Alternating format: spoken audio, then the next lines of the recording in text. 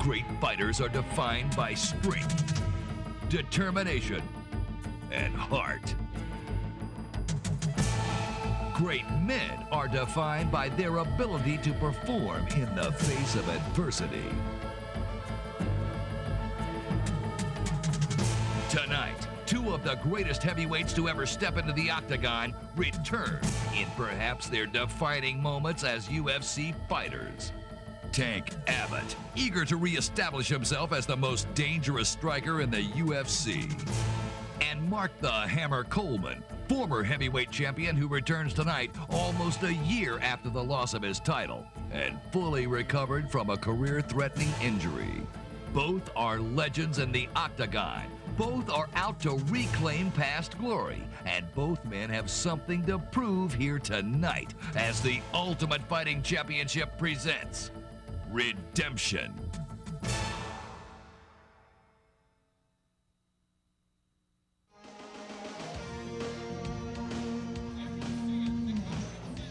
Mobile, Alabama. We are on the Gulf Coast of Mexico and getting set up for tonight's evening of redemption. There it is live once again, the Octagon, the ultimate finishing school, the house of guts and glory. This is the one, the only Ultimate Fighting Championship, UFC 17. Hi again, everybody. I'm Mike Goldberg, and thank you for being with us tonight for a night we hope will be, once again, historic.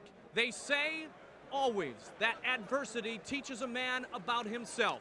Mark the Hammer Coleman, 10 months ago, lost his title. Since that point, he's had to overcome a knee injury. Mark Coleman also has helped to bring a daughter into the world. He's a new father. He is a new man with a new heart, and he will return to the octagon tonight. I want to tell all our UFC fans this.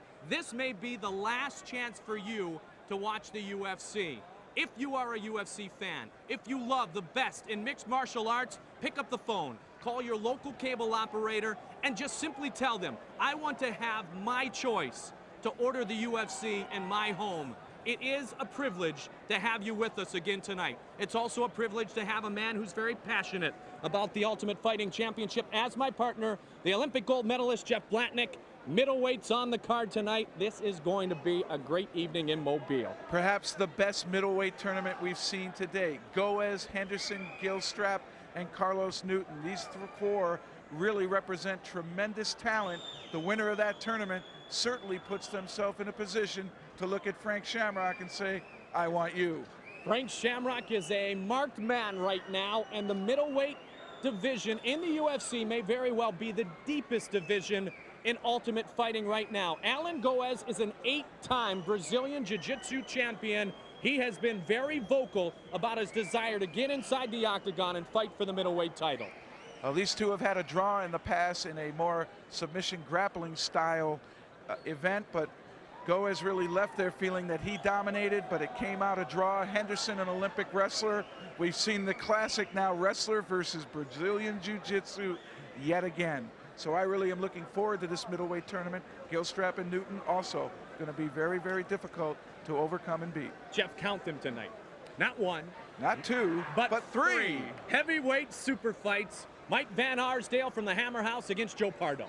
This is another wrestler versus Brazilian Jiu-Jitsu. Pardo, 5 years under Royce Gracie Jiu-Jitsu training. Look at him to be very difficult for Mike Van Arsdale, but Van Arsdale is one of the wrestlers who has learned submission. The bad boy of the UFC is back. David Tank Abbott takes on an opponent named Hugo Duarte. Without a doubt, Abbott has the most experience of anyone in the octagon. Hugo Duarte, first time in there, he represents Luta Livre, and they are really rivals of Brazilian Jiu-Jitsu. They say Luta Livre is going to be the sport of the future. And then the main event tonight, Mark the Hammer Coleman, back from the knee injury, back inside the octagon. He'll take on Petey Williams, who is from the Lion's Den, and we know the Lion's Den has been the most successful academy inside the octagon. Well, Pete Williams has the very best to train with. Look at the champions that they've produced. Ken Shamrock, Frank Shamrock, Jerry Bolander, one of the top middleweights. He has some of the best people ever from the UFC to train with. So look at him to be dangerous, but it's going to be Mark Coleman, someone who learned a tough lesson against Maurice Smith, someone who went through his own adversity. He is the one now that is going to come back out and show what he has learned, show how he has prepared. He wants to get back into the heavyweight title picture. One man we will not see tonight due to injury is Vitor Belfort, the Brazilian phenom, not able to compete here in UFC 17. And for more on that, let's check backstage with Joe Rogan. Hi guys, I'm back here once again. An unbelievable card put together by John Peretti. Everybody's very excited, but again, notably the absence of Vitor Belfort. It seems to keep happening to him. I mean, first we've had the intestinal injury that he had, or a virus or a worm or whatever it was, and now he's got the herniated disc. And it seemed just a year ago this guy was poised to be one of the greatest ever, and now a year later he has no fights and he seems to be just floating in and out of trainers, and everybody's really wondering what's going on with him. I mean, our hearts go out to him, and you know, we give him all the best. You know, we wish him all the best luck as far as his training and as far as his recovery time going, but it is kind of perplexing, a guy that a year ago was thought to be one of the best. Everyone back here is very excited, and I can't wait for this thing to get started. Well, it is obvious that Joe is also very excited about the evening's event here in the Deep South, Mobile, Alabama.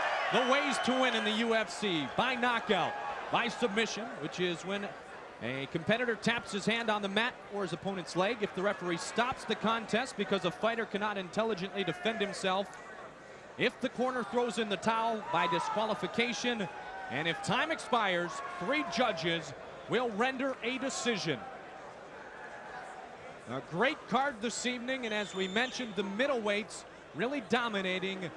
Under 200 pounds, 4 guys who are all outstanding in their own rights. Well, particularly the first matchup, Henderson, an Olympic wrestler, Greco-Roman wrestler, taking on Alan Goez, a Brazilian jiu-jitsu disciple. Carlson Gracie trained him. He is someone that has had great reputation and has been highly anticipated in the octagon. And then you have Gilstrap and Newton, 2 other tremendous middleweight fighters. This is really going to be a sensational tournament. And as I said earlier, the winner of this tournament certainly are going to lay the crosshairs down on the middleweight championship, which Frank Shamrock now possesses. The middleweight semifinal number 1 in the tournament will pit Dan Henderson against Alan Goez, a 3rd-degree black belt under Carlson Gracie in Brazilian Jiu-Jitsu. He earned his first black belt at the age of 18. And Dan Hollywood Henderson is a 2-time Olympian in Greco-Roman wrestling, born in Downey, California. He now calls his home Huntington Beach. He's part of Raw, Real American Wrestlers, with our heavyweight champion Randy Couture and Rico Chiapparelli. He is a young man, Dan Hollywood Henderson, a fighter with a wide array of skills. You know, being a wrestler, I'm probably going to be better on my feet as far as takedown skills, controlling the tie-ups and just stuff on the feet. And I've been working a lot on my boxing skills and on my jiu-jitsu type ground game.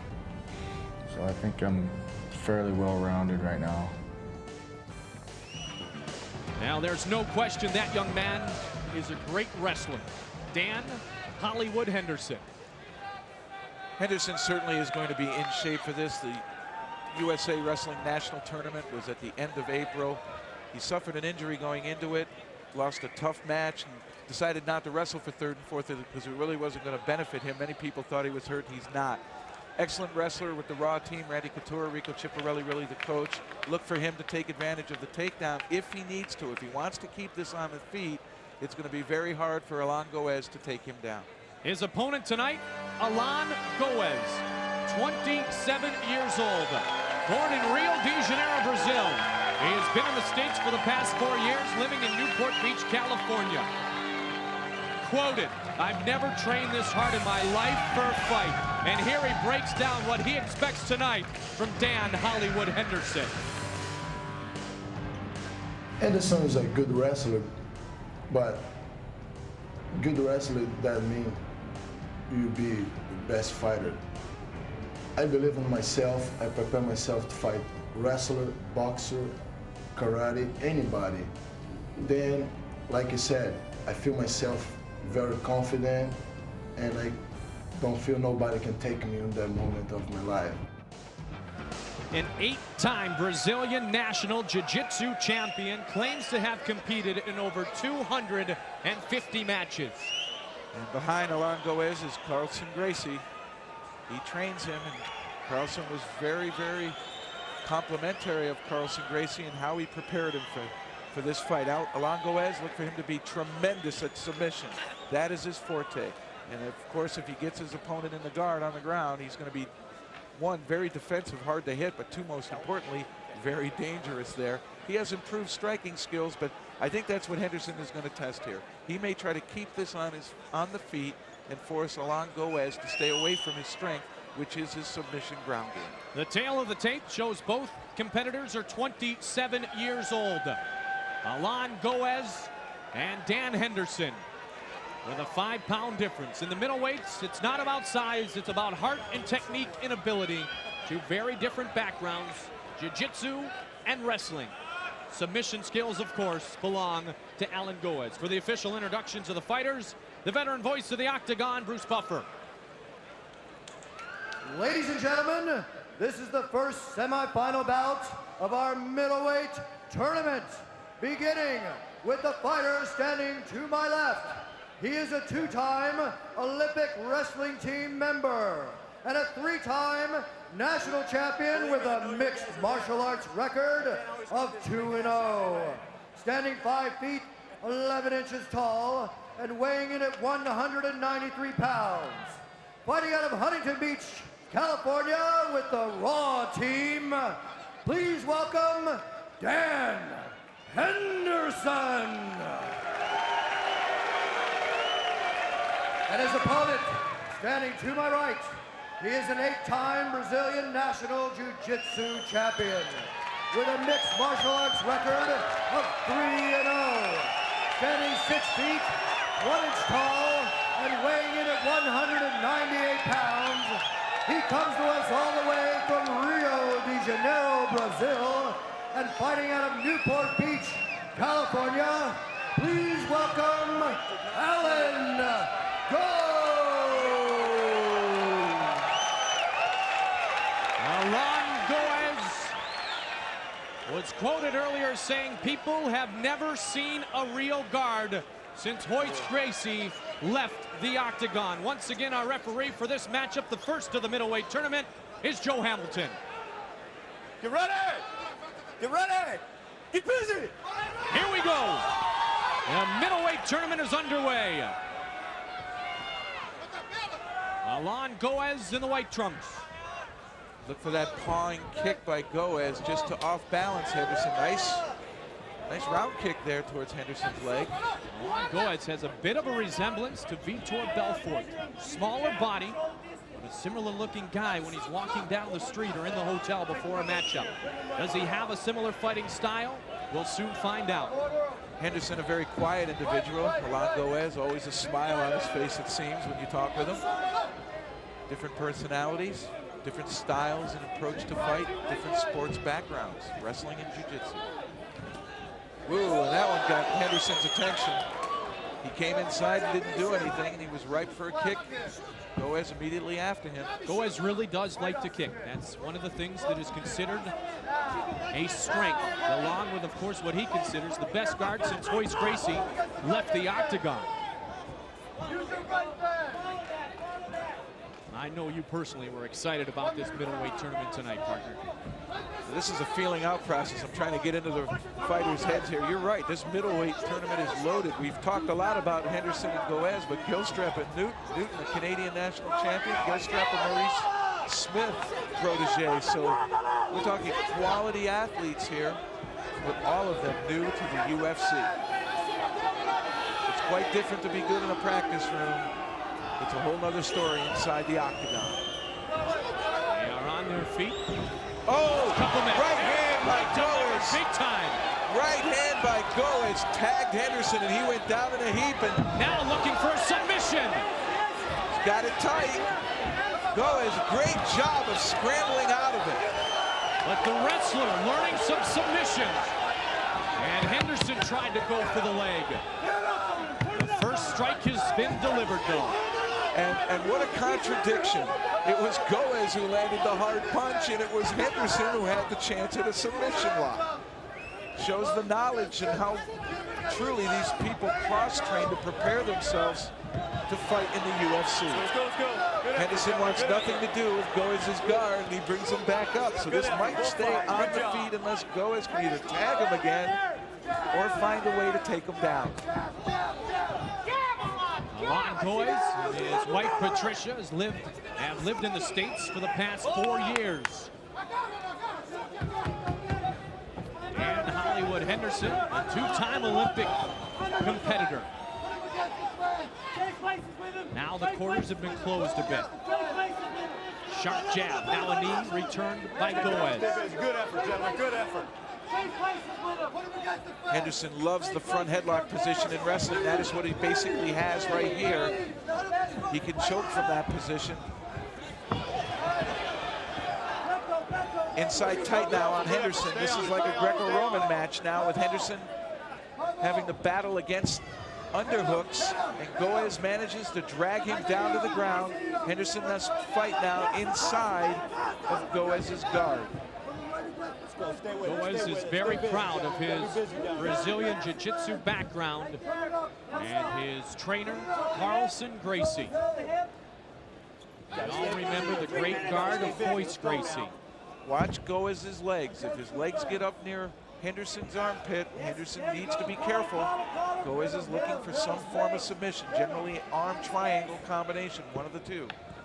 And wrestlers have been susceptible to submissions in the guard in the past, a la Kevin Jackson, armbarred a couple of times in UFC competition. Henderson also drove Goes to the fence, and that does two things. It forces Goes' head into the fence, keeping him from moving, and that's better because then he doesn't have the freedom to whip his hips around looking for submissions. Goes keeping Henderson in his guard. Henderson trying to strike from the top, and he has delivered a couple, and they have landed. Corner yelling, pick your shot. They don't want him to punch himself out, just throwing leather at really a target that's going to be moving and the arms in the way and really not having any effect with the punches. It's better to conserve your energy and wait for the one shot that will have an effect on your opponent. Well, a lot Goes said before the fight, he knows Henderson's a good wrestler, but like a good jiu-jitsu man, he's going to play in the guard. And this is where the match is taking place right now, 5 minutes in to the first competition in our middleweight tournament. I guess you could say these competitors on a ladder that will potentially take them to an opportunity to meet Frank Shamrock for the title. He will defend his title later against Jeremy Horn. Key lock. He's looking for a key lock on Henderson's left arm. Well, not really there. Henderson's got the fence with his left hand. Henderson has the fence, so he's trying to keep Goes from crawling sideways, keep him in one spot.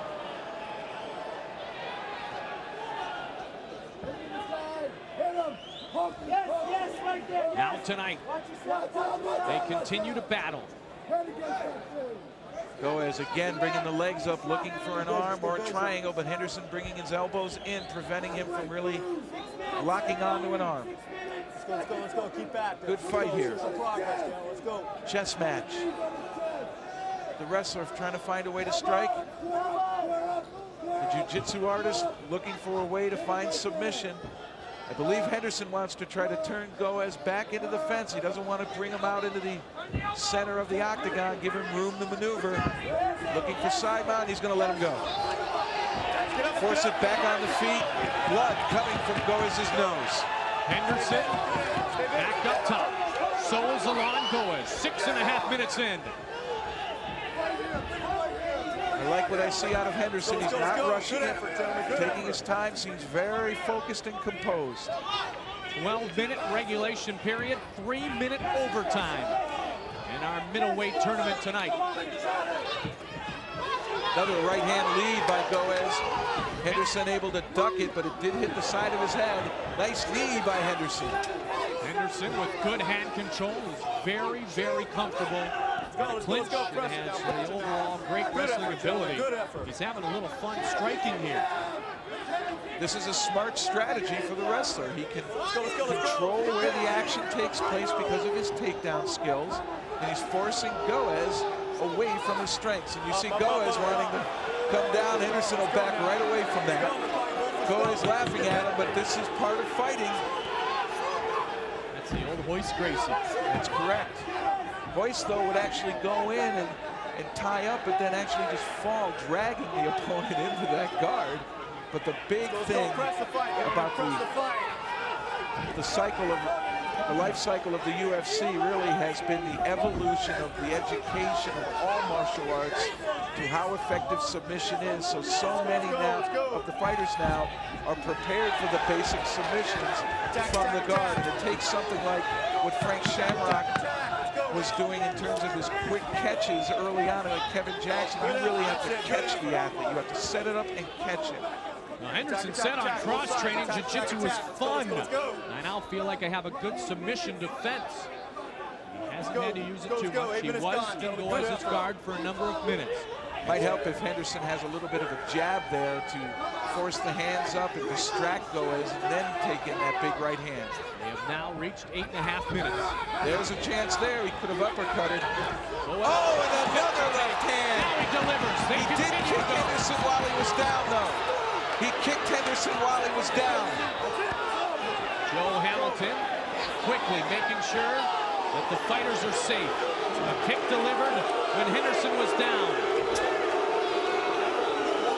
I'm not sure what's going on here. This is sending Henderson into his corner. Sending Goes to do the same. Come back over here. Stand by. Hang on, hang on. Stay here, stay here. Did you see something different? Now with Big John McCarthy. Did you see something different? The only thing I saw was Goes kicked Henderson to the face when he was down. You're not allowed to kick a down fighter. You can reverse your decisions. You know what you can say? Is he kicked him when he was down. Okay. Also there. So if you kick when you're down. Listen. No kicking when he's down. You cannot kick when he's down. Well, certainly what he did is he's not allowed to keep Henderson down with an illegal tactic. He kicked you when you were down. So Hamilton's going to break it and say, I'm going to bring it back to the feet. You weren't allowed to kick him down. I believe that's what's going to happen. And that is what the referee just confirmed to us, is that Goes kicked Henderson when he was down. That is an illegal tactic, and I guess what he's going to do is stand him up and start it from there. This side. One kick while he was down on this side. Let's watch it. Good punch by Goes, but right there, landing a kick to Henderson's head. That is illegal in the UFC. Hamilton immediately broke it and brought him back up on the feet. 10-15 into the match. We continue. Job well done by Joe Hamilton. But what again is surprising that it was Goes who tagged Henderson with the strike. Knocked him down. That's the second time Henderson was floored by a punch from Goes. Joe Hamilton right on top of things. And then left hand again. That could have changed the entire momentum of this fight. It seemed as though Henderson was in control. Now it seems as though Goes is becoming very aggressive. But again, Henderson comes in after him. 1 minute. Big punches. Now left in regulation. And this is looking more like a striking battle. Goes happy to demonstrate his skills from the hands. Henderson trying to close the gap. No biting, no eye gouging, no fish hooking, no headbutting. Since UFC 15, no hair pulling, no groin strikes, no small joint manipulation, no pressure point strikes, no elbows to the back of the head and neck, and yes, rule number 10, no kicking when a man is down. 2 points can be deducted if the judges feel that reaches their criteria. The 3 criteria for a judge's decision. Again, aggressiveness, striking, and grappling. Well, this is a war. Certainly, certainly whoever moves on to the finals here has been truly pushed, truly tested. Their bodies are definitely going to be zapped of some energy. The horn sounds. That's the end of regulation. They're going to go to overtime now, and you have to wonder if Goes. He should feel confident on his feet. He's floored Henderson twice. Why not keep punching?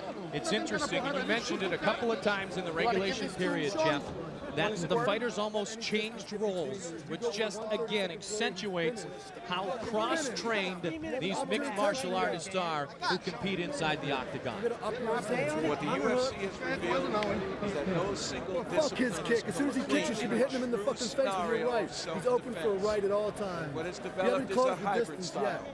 Cross-training. Get him up against the fucking fence. Só 10 minutos overtime, baixa o palmo. Don't try to get him until you got him. When you got him, then knee him. Don't try to knee him before you got him. He's so fucking tired right now. Again, there was a stoppage. Just over 10 minutes into regulation. Hey, you're winning this fight, but you got to turn up the fucking... Goes floored Henderson and then followed it up with a kick to the head. That is illegal in the UFC. Hamilton immediately in there. Just break it up and bring them back up to the standing position. As we get set for the overtime, it should be noted that it was Dan Hollywood Henderson who was sparring with Randy Couture when Randy hurt his ribs. That's why Couture's not here. Henderson and Goes set for overtime. 3 minutes on the clock.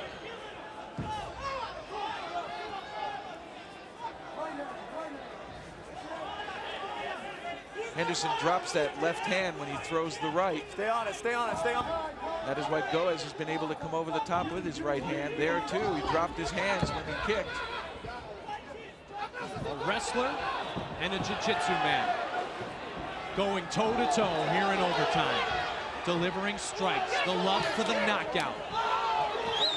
Henderson now rushing into Goes. Aggressiveness is a criteria, and as you said in our first match tonight, Jeff, leave that lasting impression with the judges. Certainly will help. Let's see if big Henderson, right. nice right hand. But a left sneaks in from Goes. Toe-to-toe they are. A stumble by Hollywood Henderson. And those kicks hurt. That one certainly left a red mark on Henderson's left thigh. And another one. Oh, a big punch. Now. Oh, a couple of good right uppercuts. Henderson continues to push forward towards Alon Goes. Goes with a leg arm combination. One in the guard. Henderson was invited.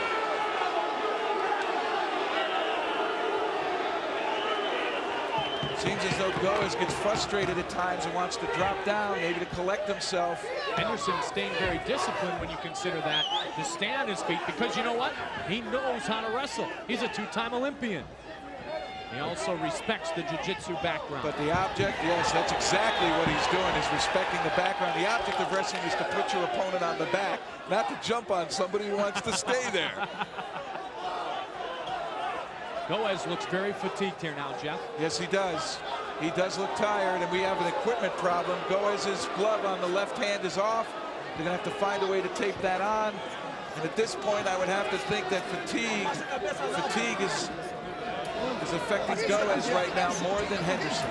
They're both tired, but it just seems as though Goes has chosen to try to go to the ground and pull Henderson in, even though he's not trying to take him down. He just wants the fight to go there because he's not comfortable on his feet. The clock has been stopped with approximately 1 minute remaining in the 3-minute overtime period. And remember, one of these two competitors will have to fight again. Not have to fight, but have the privilege to fight again for the middleweight tournament championship crown here from Mobile, Alabama. Henderson getting impatient. I certainly would. I don't understand what's going on over here, why they can't put the glove on. It seems it's on now, though. Henderson had started to build some momentum there. He started chasing Goes all over, and it seemed as though Goes was starting to crack a little bit, backing away and then immediately diving down onto his back to try to draw Henderson into his guard. But that certainly will help Goes there, that little break, chance to hear his coaches talking to him. Henderson seemed frustrated because he felt he started to get a little, oh boy, they got close there and they didn't throw punches. Under 40 seconds now remains. Goes, proud champion, an 8-time Brazilian national jiu-jitsu champion. Less than 30 seconds. This is everything now. Who's going to leave the last impression with the judges? The 2-time Olympian delivering strike after strike here in the overtime period. continuing to show great aggressiveness. Goes, one in the guard. Again, Henderson says, bring it up. That may work against Goes in terms of aggression. As the final seconds kick off the clock. And let's hope that they start him again here before time runs out. Time has Time is concluded. out. That's it. Time is out. Time What a fight. has concluded. Alon Goes, not once, not twice, at least 3 times, wanted Dan Hollywood Henderson to work in his specialty, the guard. Henderson had to early in the matchup. He would not bite late, and he showed some wonderful striking ability and definitely dominated the overtime period. The only thing that happened on the ground was Henderson getting him down up against the fence and striking him effectively there, so you can say that he dominated the grappling. Whoever dominated striking is going to be a little bit tougher because Goes did flatten Henderson twice with punches, but Henderson was able to land some of his own. If it comes down to aggressiveness, it seemed at the end of the fight, Dan Henderson was carrying the fight. For the official announcement, the judge's decision has been rendered. Into the octagon we go. Here's Bruce Buffer. Ladies and gentlemen, after 1 overtime, we have a unanimous decision by the judges for the winner, Mr. Dan Henderson. Let's have a big hand for their game opponent, Mr. Alan Goes. So Dan Hollywood Henderson will advance and fight again this evening in our middleweight tournament final. A 2-time Olympian from Huntington Beach, California, part of the Raw team with the natural Randy Couture, the man who actually injured Randy Couture in a sparring bout, will fight again tonight. He will fight the winner of this matchup. 2 more gentlemen making their UFC debuts. Bob Gilstrap and Carlos Newton in our middleweight semifinal.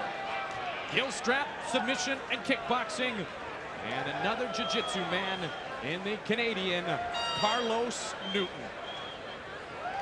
Bob Gilstrap from the state of Washington. His hometown is now Bellevue, Washington. He has been training with the Alliance. He says, training with the Alliance gives me all the confidence in the world. There he is, Bob Gilstrap.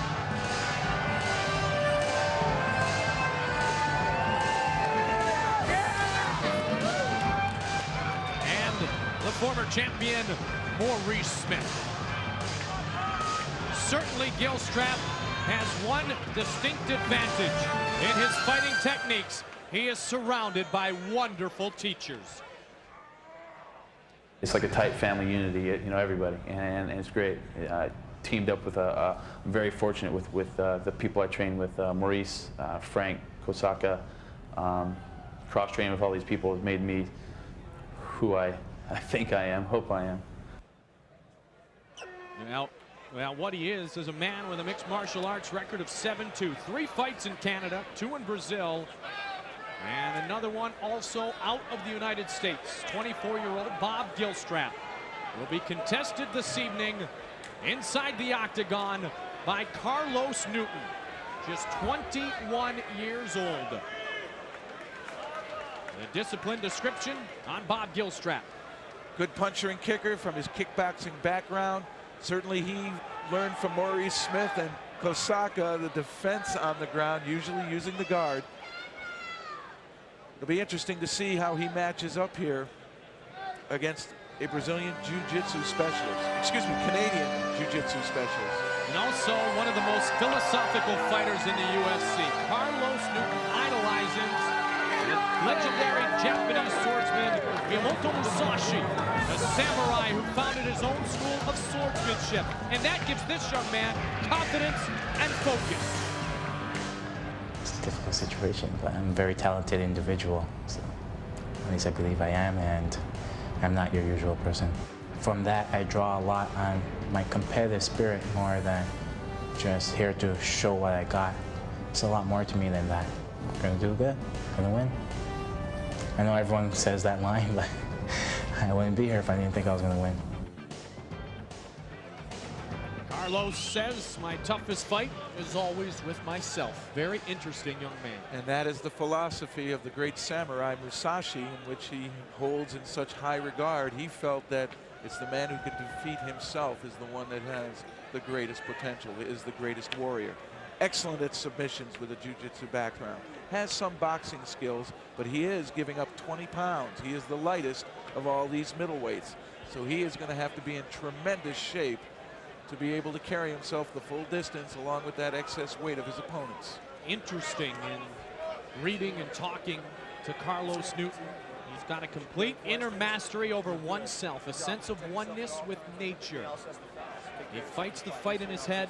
Will it be able to be the fight that we see inside the octagon? Tail of the tape for our second middleweight semifinal between Gilstrap and Newton. Again, you had mentioned the main thing to look at here is the difference in weights. Almost 20 full pounds given away by Newton, the jiu-jitsu man. Let's go inside for the official introductions to the veteran voice of the octagon, Bruce Buffer.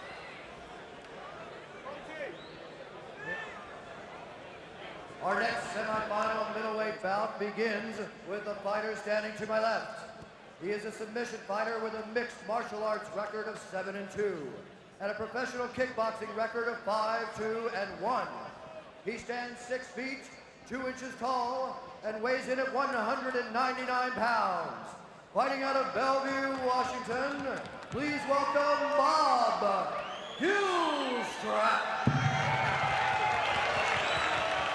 And his opponent standing to my right, he is the Canadian National Jiu-Jitsu Champion with a mixed martial arts record of 2-1. He stands 5 feet, 9 inches tall, and weighs in at 187 pounds. Fighting out of Toronto, Canada, please welcome Carlos Newton.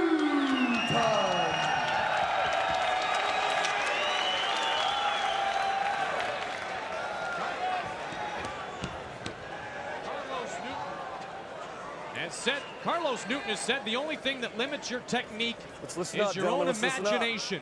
Art, even in martial art, is creativity. That is the only way there is evolution. Get ready. Here we go. Get busy. Carlos Newton against Bob Gilstrap. Early in the day, he came in here and he went all around the octagon in all different kinds of ways, rubbing up against the fence and everything else. Beautiful double leg takedown, wasted no time, bringing Gilstrap to the ground. Into the mount already. Full mount. Armbar for the arm. Oh! Gilstrap trying to spin it. Oh, I can't believe he wound himself back up. He's still got it. Still got it. For the submission. If you need to, tap if you need to, man. Tap if you need to, says Joe Hamilton. Good effort, John. And Newton really working it. Newton looks quick. Triangle. Triangle. Canadian Jiu-Jitsu champion, putting Gilstrap in an adverse situation. In the That's it. It's Choke over. him out. Carlos Wow, good job, An Carlos. impressive UFC debut against Bob Good Gilstrap. effort. Wow. Carlos Newton is a ball of energy, explosive, and certainly skilled. Come to the center. Good effort. 53 effort. seconds is all it takes for Carlos Newton to win inside the octagon. And he will undoubtedly have an advantage later in the night when he takes on Dan Hollywood Henderson. Here's the official word. We have a winner at 54 seconds into the fight. Carlos Newton. Let's have a hand for his opponent, Mr. Bob Gilstrap.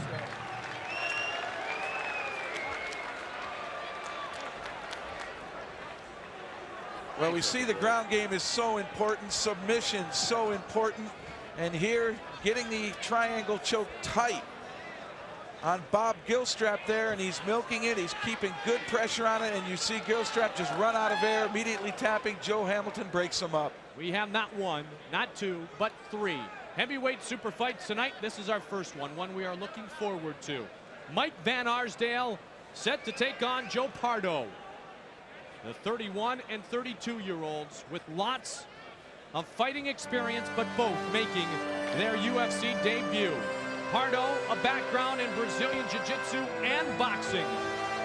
Born in Redondo Beach, California, his hometown is now Torrance. He has a great respect for his trainer, Royce Gracie, who will not be in his corner tonight because of a schedule conflict, but he said about Royce, he's great as a teacher and as a person. And of course, Royce Gracie, the three-time UFC champion. Joe Pardo, a man who has such high regard for the man who has taught him so much of what he knows. Watch yourself and protect yourself at all times, okay? Certainly with a Gracie background, look for him to have tremendous skill from the guard, great submission knowledge, and if he's added some strikes, certainly that is going to help him, as we saw Henderson be able to take away Goes's strength of submission by keeping it on the feet. So that is why you see all of these fighters training in other disciplines to prepare themselves for such a tactic, such a strategy.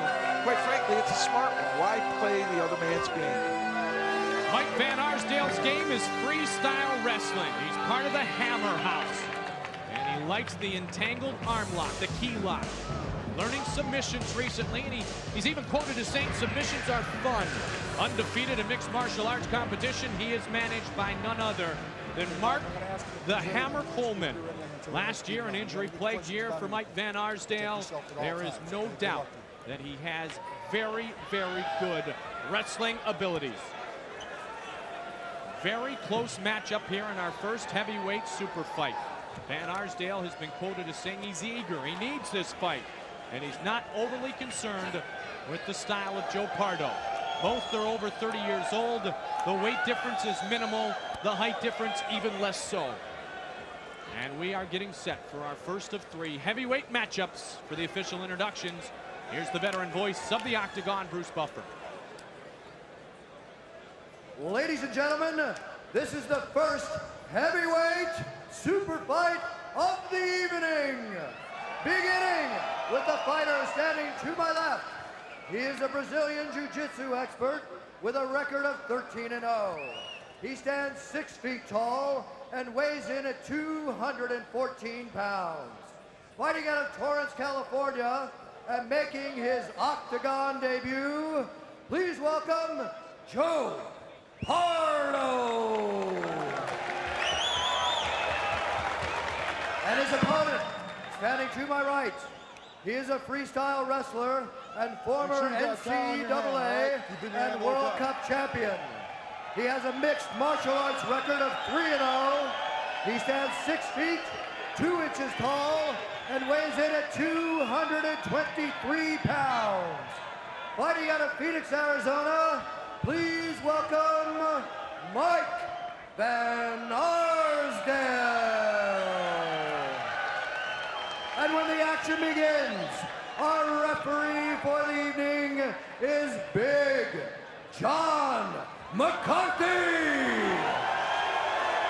The man from Camarillo, California, the LAPD police officer, is as much a fixture inside the Octagon as many competitors. A constant since UFC 2, working his 19th UFC.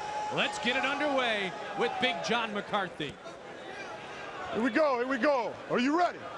Are you ready? Let's get it on! Oh, I love to hear that phrase. Here we go with the heavyweights. Van Arsdale is a very, very quick athlete. He uses that to his advantage in wrestling. You saw how quick he was able to snap that punch out there, and this is his world. He'll sprawl like the Dickens here and not allow Pardo to take him down. Able to get a couple punches in there. Both guys in incredible condition. Both with great experience. Joe Pardo claims to have a mixed martial arts record of 13-0. Many being challenge matches at the Gracie Academy in Brazil and also in California. Van Arsdale, hands down, daring Pardo to come out of his traditional stance and open up and swing. Trying to use his quickness. Pardo saw that kick coming, tried to catch it. Van Arsdale using all kinds of tactics here, looking away from his opponent, trying to draw him in.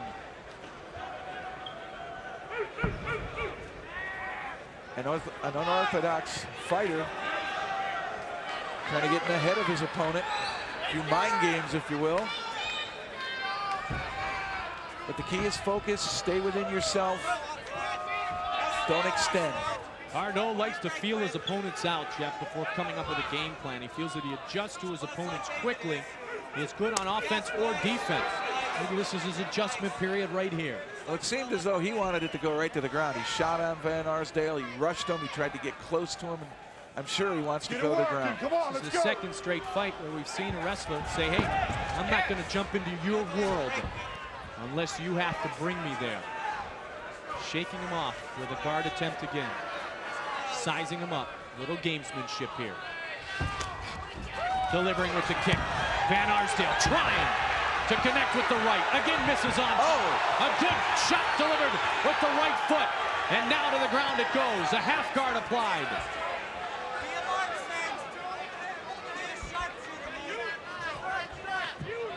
He's holding. He's got the one hand tied up. If he can get inside that elbow, he can strike. Pardo frees himself. And Van Arsdale now will have to fight from within a half guard of Pardo. Pardo has fought and defeated many wrestlers in those challenge matches I mentioned earlier. Said he felt honored when people came to the Gracie Academy with a challenge that Hoist would pick him to fight for the honor of the dojo. And we're looking at potentially a leg lock here. Looks as though it's a heel hook. Van Arsdale did take a strike, but he was able to get the heel free. But for how long? Looking for the twist and the turn. Van Arsdale trying to turn out of it. Oh. Now he delivers strikes with the right. And a continuous flurry. Good work, good work. Good knowledge of counter there by Van Arsdale, rolling with it, twisting, never letting it sit still to really get locked in. Those little increment wins in the submission game, Jeff. And that is the big thing about the ground game, why it's so misunderstood. Just a matter of an inch is all the leverage it takes to lock down a submission or be able to counter from it. And Van Arsdale able to continue to move, not sit still and fight strength with strength, but use motion and movement to relieve the pressure on the joint. Then you're able to attack the hold, break it, free the limb. And it's not as if you free the limb with one big tug. As you said, it's just a little move, little move. Work it, work it, work it. And that's the philosophy of jiu-jitsu, particularly when it comes to stamina. They like to try to wear their opponents out, have them fight hard to try to improve position. Oh, those are some good shots by Van Arsdale. Van Arsdale trying to go to the side mount, delivering strikes from the top. Again, a half guard now. And Van Arsdale's length here is an advantage. He was almost rolled there, but he was able to reach out with the hand and the toe and be able to balance himself out and then be able to settle back down on top of Pardo, nearly passing that half guard, and he's going to bring it back up to the feet. They cannot kick him down. Van Arsdale knows that. They say, come on up. And once he gets up, he's susceptible for a strike. Pardo looks a bit fatigued. Van Arsdale backs up. Now he's up. And here we go. 5 minutes in to our heavyweight super fight. A show of class and respect between the competitors. Let's go, gentlemen. This really proves it's a thinking man's game out there. This isn't blind rage like a fight in the middle of a basketball game or football game where it's just blind fury. You have to think when you're in the octagon. You have to know where you are and stay composed. It's when you lose it and go to instinct and just react out of instinct, that's generally when you make the mistakes. We have seen former champions go down reacting out of instinct. Mark the Hammer Coleman on the card later tonight. The ground and pound style did not work against Maurice Smith. Wow, because he was over aggressive. And these guys tempering their emotions exactly how you said they have to. Sorry to step on you there, Michael. Boy, I thought Van Arsdale really had some quick hands there. He landed a combination to Joe Pardo's head. Pardo now not wanting to come out from the fence. And he doesn't want to be there either. Van Arsdale, I'm sure, is going to attack his back, go after his ribs. Here he tried to take his back, trying to get to a side mount. The right eye is swelling up of Joe Pardo.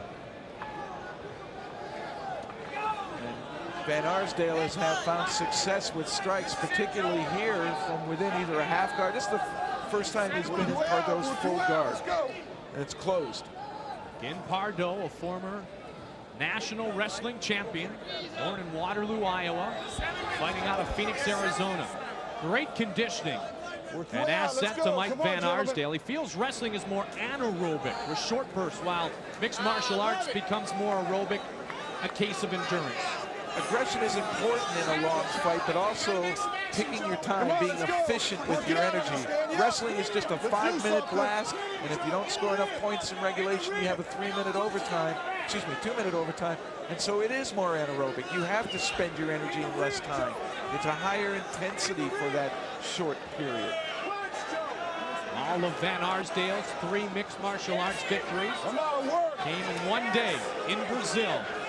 In April of 1997, he is one of the men who has pulled off the rare feat of getting a Brazilian Jiu-Jitsu fighter to tap out by submission. McCarthy has them both up. Get it back on. Go to your corner.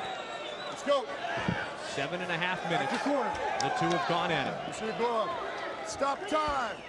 Stop the time. We have a timeout. The pinky of his right glove seems to be out on Mike Van Arsdale's glove. It's just the pinky is not inside the glove, so they're trying to find a way to get it back in there and fix the glove.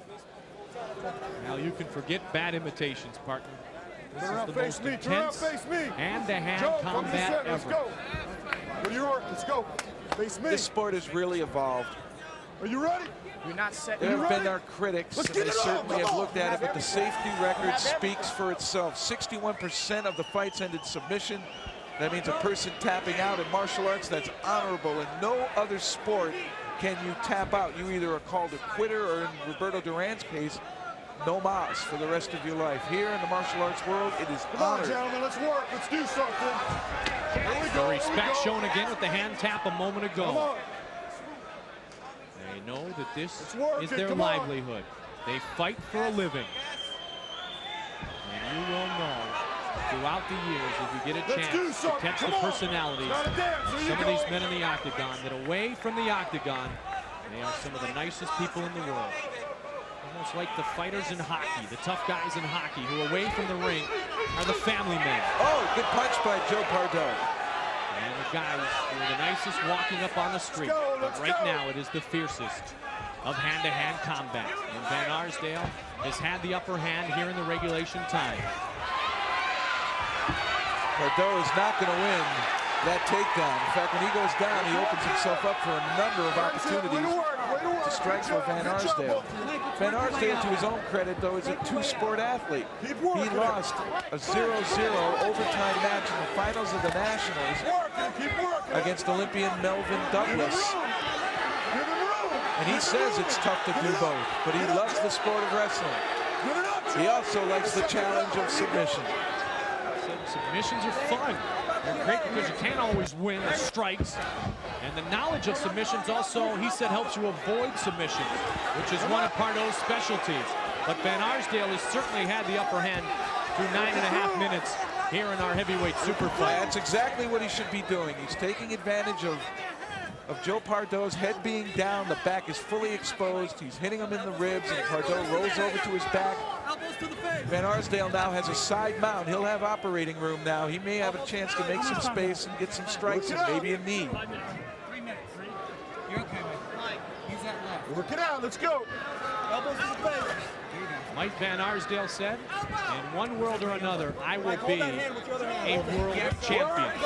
In my freestyle wrestling or in the Ultimate Fighting Championship.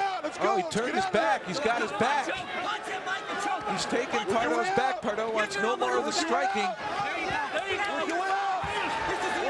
Van Arsdale showing the aggressiveness. Definitely delivering strikes again. Oh! Van Arsdale with a big left and a right. And another right connects. Van Arsdale in control here with 1 minute and 5 seconds remaining in regulation time.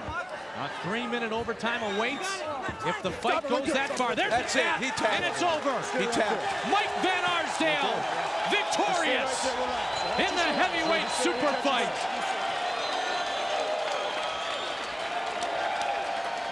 Yeah, he's all right. 11 minutes and 2 seconds in. The winner is Mike Van Arsdale. Yeah. Okay, baby? You want to go to the middle or no? Just tell me if you want to go to the middle or no. Just Great performance by Van Arsdale. Michael, come here. Just come here.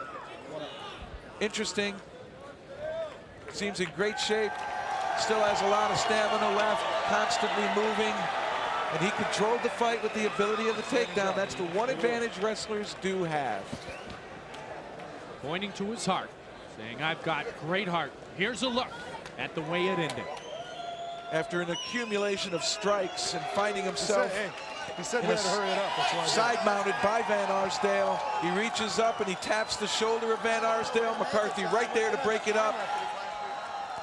Joe Pardo had just had enough. He was unable to defend himself from strikes from within the guard. Such a popular figure. Any place, any time, has no love or respect for the martial arts or their practitioners. David Tank Abbott set in this heavyweight super fight to take on Hugo Duarte, the 33-year-old from Rio de Janeiro, Brazil. He only wants to fight with the best ones as he makes his UFC debut. Quote on Tank Abbott, he says Tank is not a fighter, he's a bullet. He does not have any skill. He needs to learn a lesson. He is going to get beat up badly. Hugo feels he's a better striker and grappler than David Tank Abbott. 6-0 lifetime in mixed martial arts competition. Hugo Duarte, good grappler, but look for him to be really good at submissions. Luta Livre, they're different in Brazil. Jiu-Jitsu uses a gi, but he does have no UFC experience. That is always a problem when entering the octagon. You need to be in there, but he's no stranger to what they call Vale Tudo. Anything goes in Brazil. David Tank Abbott is the most experienced fighter in UFC history. His 14th match here. The last time he fought was Ultimate Japan when he won his match against Yoji Anjo by decision, but broke his hand and wasn't able to continue in the heavyweight tournament. He says to us, he's in his best position ever. Recovered from a knee injury, turning up the intensity, losing 30 pounds. Hugo Duarte, and I thought it was typical Tank Abbott. He said, I don't know who that is. Is that the guy on the coffee can? There's tremendous punching power for Tank Abbott. That has been his trademark. But most experience of any fighter ever in the octagon. And submissions, I think that's his quote. What is submissions? He doesn't know submissions. He knows punching. He has never won a championship, but he has defeated the elites. His losses include Dan Severn, Don Fry, Vitor Belfort, Oleg Tektarov. And tonight he hopes Hugo Duarte does not add his name to that list. Both 6 foot. And Tank is down 250 pounds, the weight for Tank Abbott. For the official introductions inside the octagon, we go to Bruce Buffer.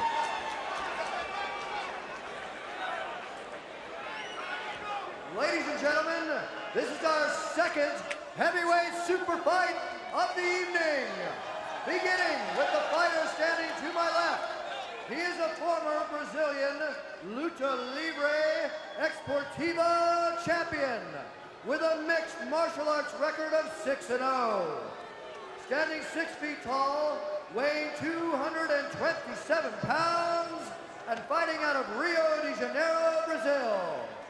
Please welcome Hugo Duarte! And the fighter, his opponent standing to my right.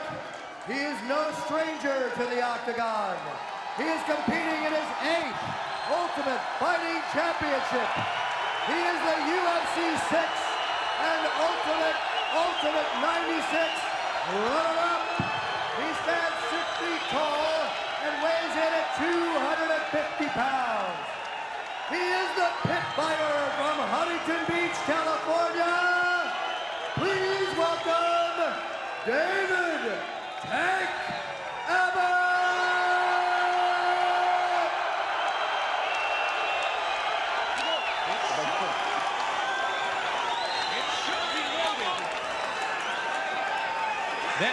It should be noted that most of Hugo Duarte's fights have lasted less than a minute.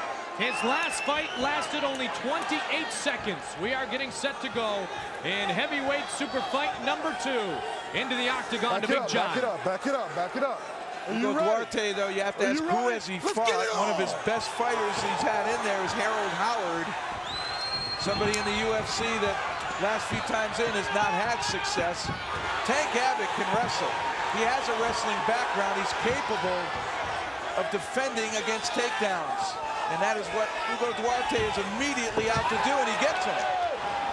He ripped that leg right out, and he's going for a naked choke here, rear naked.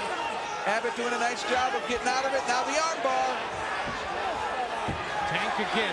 Small incremental moves to avoid trouble. The big strike. Tank from behind. On the back. Delivering that big jackhammer of a right hand. Tank delivering blows. Continuously. Continuously. Tank Abbott delivering big shots to Hugo Duarte. And McCarthy has stopped the fight. Tank is the winner.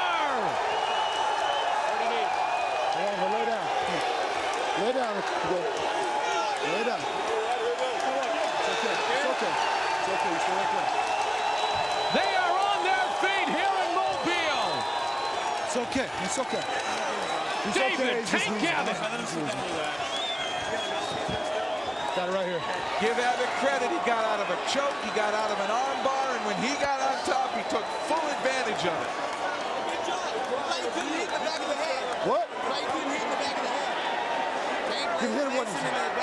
Dr. Richard Istrico and the fine medical staff attending to Hugo Duarte. Tank has said in the past he's got 600-pound jackhammers. Well, that left hook got Duarte's attention, and as soon as he put his head down, Tank just started pounding on the side of his head. And then one of these punches right there brought Duarte back down. And once he went down, Abbott poured it on and finished him. John McCarthy, again, always aware of safety, and he immediately jumps in when he felt Duarte no longer could defend himself from the strikes of the big Tank Abbott. Tank has said about himself, no wonder, that nobody has the physical tools I do. Tank can inflict pain faster than anyone in the UFC. He did it tonight to Hugo Duarte. Let's go backstage and check back in with Joe Rogan. Okay, guys, I'm here with Campbell McLaren, the race director for SEG Motorsports. Is that correct? Did I get that right? That's right, Joe. How are you? I'm good. How you doing? All right. We're here to talk about a pay-per-view card on August 2nd. Why don't you tell us about that? Okay, our new show, Street Legal. It's really the ultimate fighting championship of cars. You see, the car fans really divided into two camps. You love Detroit, and that's about power. It's a lot like Tank Abbott. You know, it's all about raw, brute power. Now, the other side of the coin is the imports. They're fast, they're from Japan, they're amazing cars. Maybe they're like Frank Shamrock, they shoot in on you. What we're gonna do is on the same track, we're gonna bring together the best of Detroit against the fastest of the Japanese imports. Now, nobody's ever done this. Everyone knows about Chevy and Ford's rivalry, but I tell you, Honda and Mitsubishi have the same type of rivalry. We're going to bring them all out. Mitsubishi, Mopar, Chevy, Ford. And these are tricked out cars. They're not regular stock cars. No, these are not funny cars. These are for real cars, drivable cars, cars that you could own, cars that people put their heart and soul into, build in their own garage and bring them out to the track, and we're going to do 140 miles an hour on that track. They're street legal, but what I'm saying is these are cars that have been altered. These are cars that, like, you take racing parts, you put them into it. Absolutely. These are not stock cars, but you and I could drive them. Well, I got one of those. You do? Good for you. I got to get one. They're a lot of fun. All right. I get you a lot of tickets, though. It's better to do it on your show, right? And what's it going to be called? Street Legal, August 2nd, live on pay-per-view. August 2nd, folks. You heard it. Check it out. Well, thank you very much, Joe, and we look forward to that fine SEG production. We've got a fine night here tonight, a historic night at the Ultimate Fighting Championship, a fine middleweight tournament this evening. And everybody competing in the middleweight tournament has one thing in common. They want a shot at our present champion, Frank Shamrock. Dan Hollywood Henderson and Carlos Newton both were very impressive in their UFC debuts. I suppose you could say they're both officially undefeated inside the octagon. That will not be the case when this one ends tonight. Dan Hollywood Henderson going the distance against Carlos Newton in the middleweight final. Henderson A victor earlier this evening against Alon Goez, and Newton in 53 seconds tapping out Bob Gilstrap. So we are set for the middleweight final of our first middleweight tournament here from Mobile, Alabama. Once again, representing Real American Wrestling, the Raw team. And our present heavyweight champion, Randy Couture, Enrico Ciparelli from Huntington Beach, California. There is Dan Hollywood Henderson, the two-time Olympian in Greco-Roman wrestling.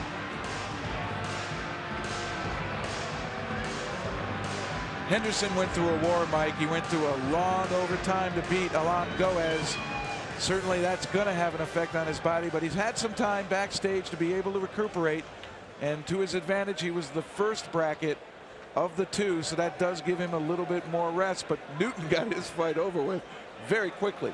Well, Newton, as we said earlier, one of the most philosophical fighters in the UFC. He's only 21 years old, just over 180 pounds of weight. And he had to fight only 53 seconds, did the young Canadian Carlos Newton, the Canadian Jiu-Jitsu champion, who has a very high profile with victories in Japan, in Valley Tudo, very much like Frank Shamrock used to fight. The question is, who will come out the winner here and make a step towards a potential matchup in the future with our reigning champion, Frank Shamrock? Well, I'd like to ask Frank if, what his thoughts are of Carlos Newton. Very quick, seemed very, very agile, very skilled.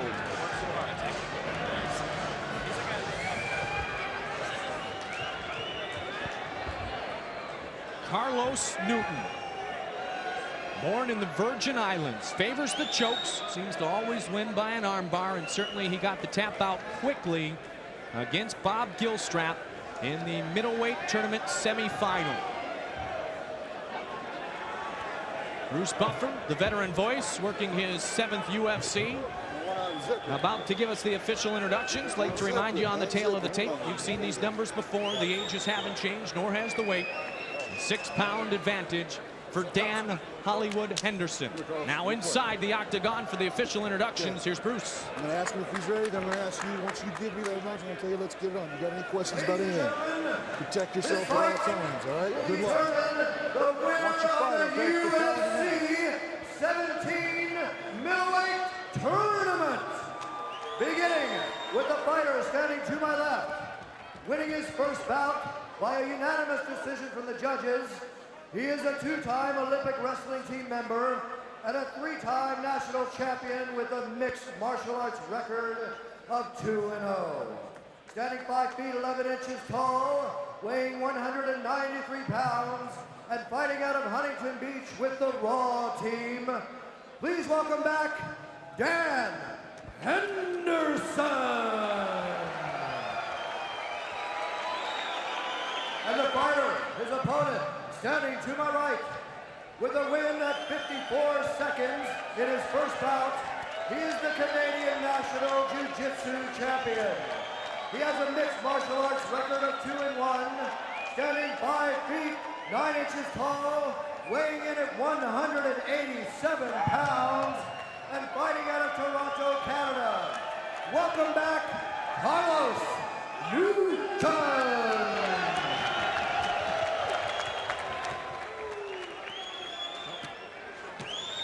We are getting set for our championship here in the middleweight tournament.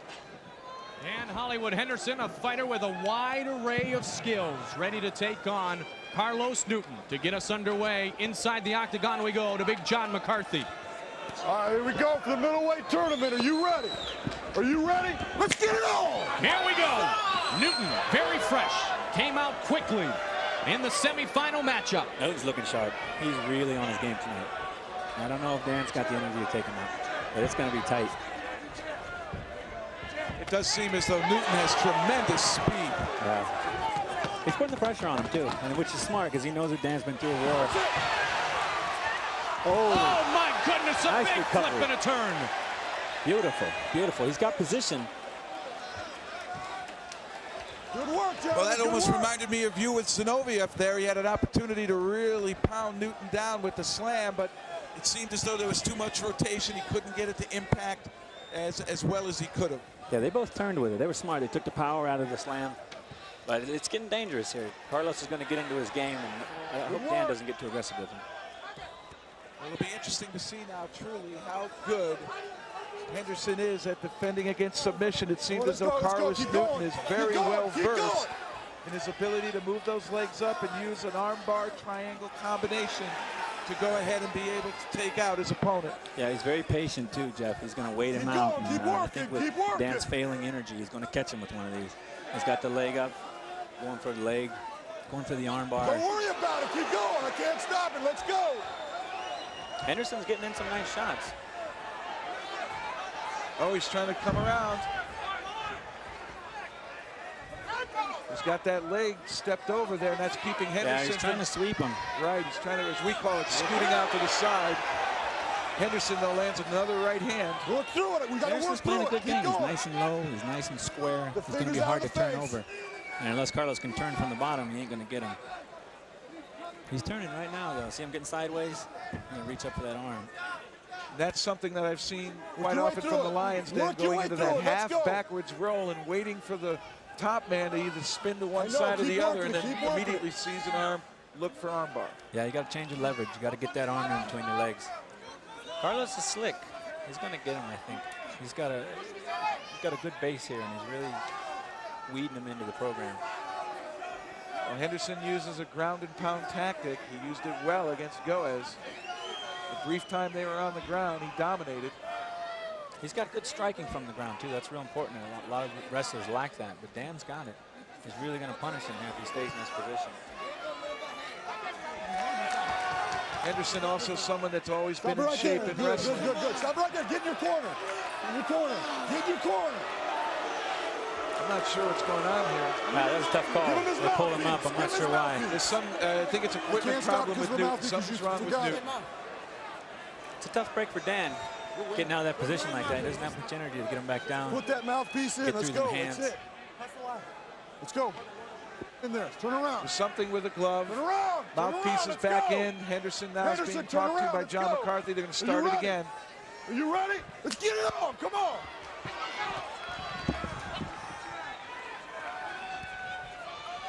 Boy, Carlos is looking sharp on his punches. Oh, he's so quick. Nice takedown. Very, very quick. Newton just much faster than Henderson. Oh, and a good job there. He held the arm. He kept him from getting to the choke. He turned his back to his opponent, but he had one of the arms tied up, and that prevented him from being able to go to a rear naked choke. That was a tight move, and then he came up punching. That was smart. Dan is definitely in shape and fired up for this game. It looks like he's taking Carlos out of his game a little bit. Making him think. Certainly keeping him up on his feet, but it seems as though Newton is a little bit faster with his hands. But he absorbed some punishment there while he was down on the ground. Oh, he took a nice shot there. Another one. A little inexperience in the punching. But boy, his grappling's smooth. Yes, he is. He's making them transitions rolling right through. Front headlock there. That's Henderson's strong point in wrestling. He loves what most people in martial arts see as a guillotine choke, even with the arm in. Henderson is very powerful there and knows how to use leverage to move his opponent, and he did it well. Keep it working, doing good, gentlemen. Seems as though now the speed is being a little bit compromised as Newton now is having to absorb more punishment and the fight's growing longer. And you have to wonder, when you have a quick fight like that and you come back, that first one was so fast, it's almost as though you never broke a sweat, you never got into it. Continuous knees delivered by Henderson. Well, he needs to push Dan. He needs to push Dan if he's going to get him. Dan's just too experienced in this game for the punching. And immediately Henderson looks for that front headlock again. Nice knee there. And Henderson didn't go anywhere with that turn by Newton. Well, he's an awesome Greco-Roman wrestler. You're not going to move him around from standing. And he's in the guard now. This is where Newton likes to operate. Keep it working, look for him now to try to get a little composure back and then start his offense again. We'll see if Henderson, and Henderson again is using the tactic of bringing his opponent in against the fence. Yeah, put him in the fence, cut off his movement. Keep it working. Cut off his submission abilities, cut off his angles, and punish him. Smart move. Dan is really hot on this one.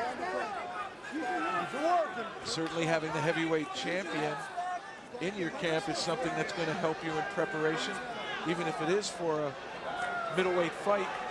Vico Chiapparelli putting together a good team there at Raw. All them wrestlers are real tough. Smart, tough. Frank. Hey, Thank you, sir. Yeah, I gotta admit it. Yeah. Work it through. And really, the weak point in wrestling is lack of submission skills. You never get to practice something that can potentially injure your opponent in the sport of wrestling.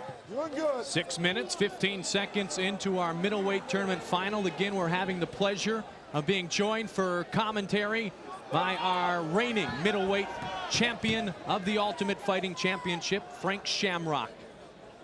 Former Lions Den fighter, now part of the alliance with another former champion, Maurice Smith, Tsuyoshi Kosaka, and so many fine up-and-comers.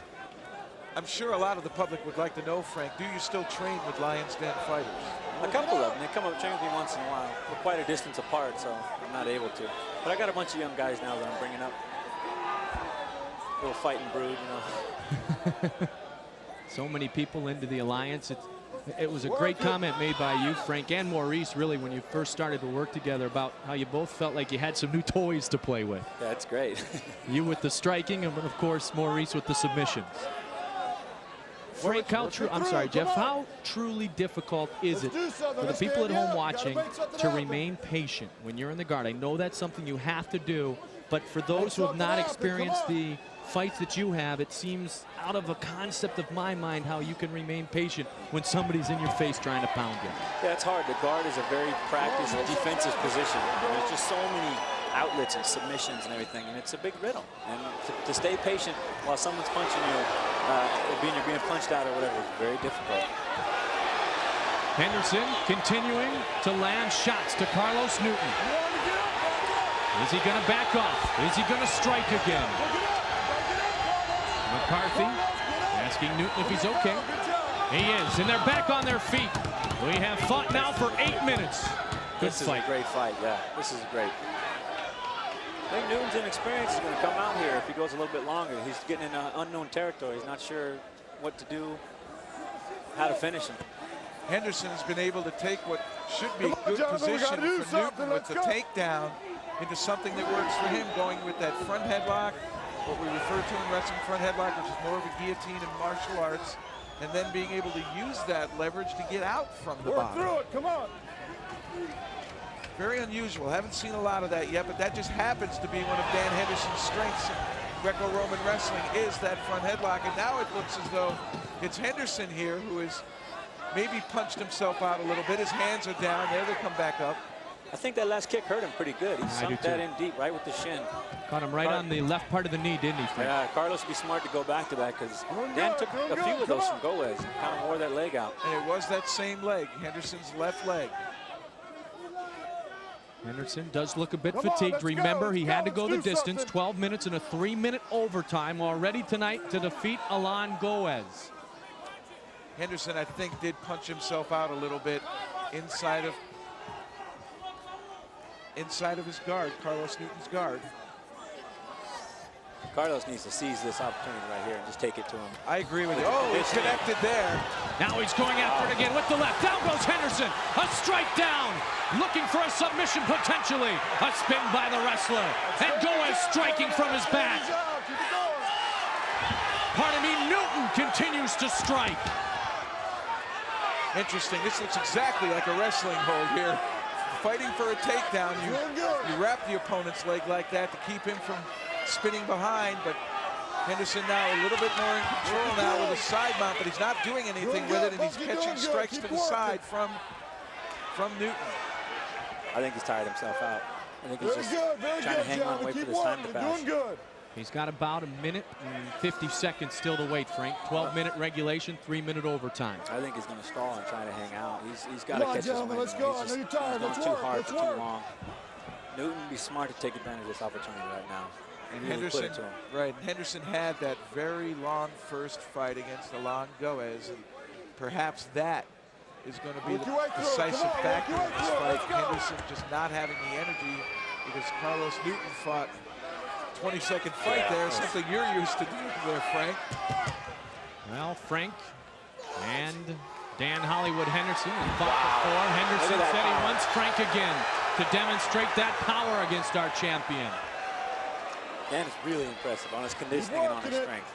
Just phenomenal. Doing good, doing good. Come on, guys. Anaerobic bursts is a part of the sport of wrestling, so certainly he can pick them up and drop them like that, but you wonder now how long a recovery from that will it take what it took out of for Henderson to really feel good again, to be able to do that technique again.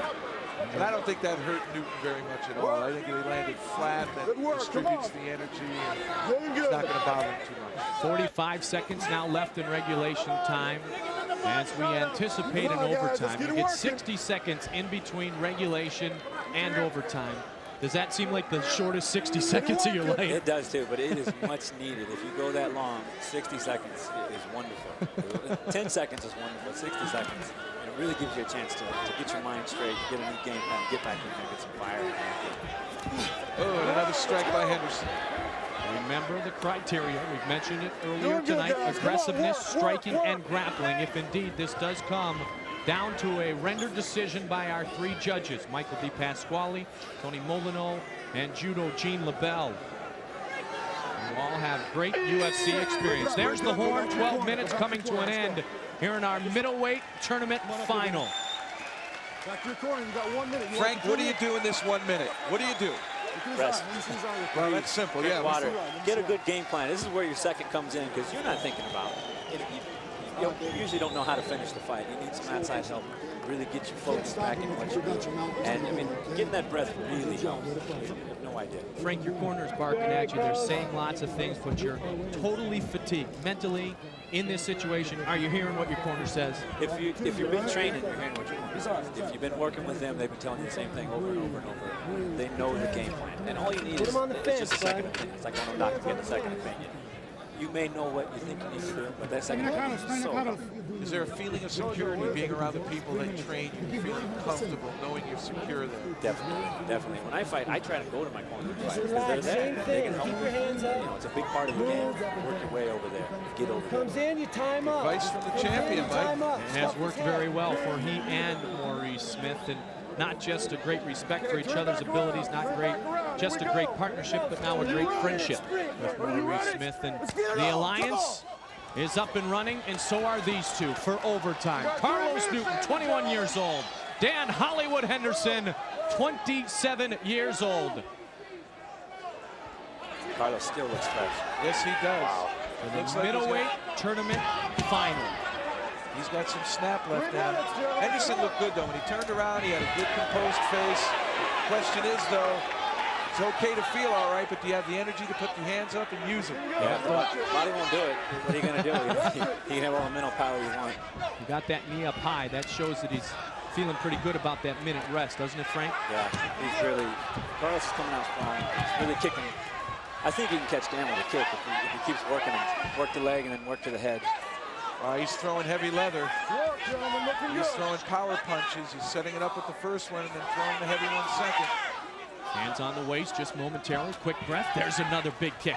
Delivering a right. Kind of skimmed off the head and now back with the left. He's really flinging him. He's putting it out there. Henderson should attack him right now while he's trying to regain it. That much energy being expended is certainly going to take a little bit out of you, and you need to regain your composure. And it seemed as though Carlos Newton there, hands down, breathing heavy. That was the time for Henderson to strike. Come on, gentlemen, let's go. Carlos Newton with good kicks. A jiu-jitsu man delivers the big right. Now he's going for the knockout. He needs to get moving. Going after Henderson. Delivering another shot. Now he falls down in a counter. They continue to strike. And it's really hurt. He got that one. That one hit him good. And now Henderson brings it down to the ground. Little inexperience there on Newton. He should have pressed him and waited, took that shot. You know, he rushed in, got excited. More like Smith with Coleman. Never let him get too close so that he can take you down, but take the strikes when you can. Nice arm bar. Right there. Straight out. Got a lot of power on it. Key lock here. Dan needs to strike and pull his way out of this. Sweat might have been a big factor in that too. No power either. A lot of technique, but no power. I'll tell you what, Frank. Great fight. Crowd showing their appreciation here. The one thing the judges look at is how the fight finished. And Newton has dominated the overtime. He now has Henderson in his guard with just over 30 seconds remaining. Henderson can leave the last impression here if he can connect on a few strikes. The middleweight tournament title on the line. And a potential future matchup with Frank Shamrock, who in a later show will fight Jeremy Horn, defending his title for the second time. The question, will it take longer than 26 or 28 seconds? Well, I certainly hope not. I certainly hope not. Final seconds, and Henderson getting a couple of shots in. It really slammed. And the horn sounds. What a tremendous middleweight tournament final here tonight from Mobile, Alabama. Wow. These guys are earning their money. Okay, baby? Yes, they did. Certainly Henderson's put in a lot of minutes for his money. Outstanding job. Stick here in your nose real quick. Frank, we got to ask you, who do you think? Give me the towel. What do I think? I think Newton. Outstanding. Newton seemed to dominate that. Seemed to dominate. Seemed more technical. Dan just fresh. Dan would have beat him, but he was just too much. He recovered fast. Very technical. Newton was very technical. Strikes a little crazy, but he went in. He went forward. He kicked. He punched. He kneed. You know, he did everything he's supposed to do. He also landed the big punches late in the fight, as we mentioned.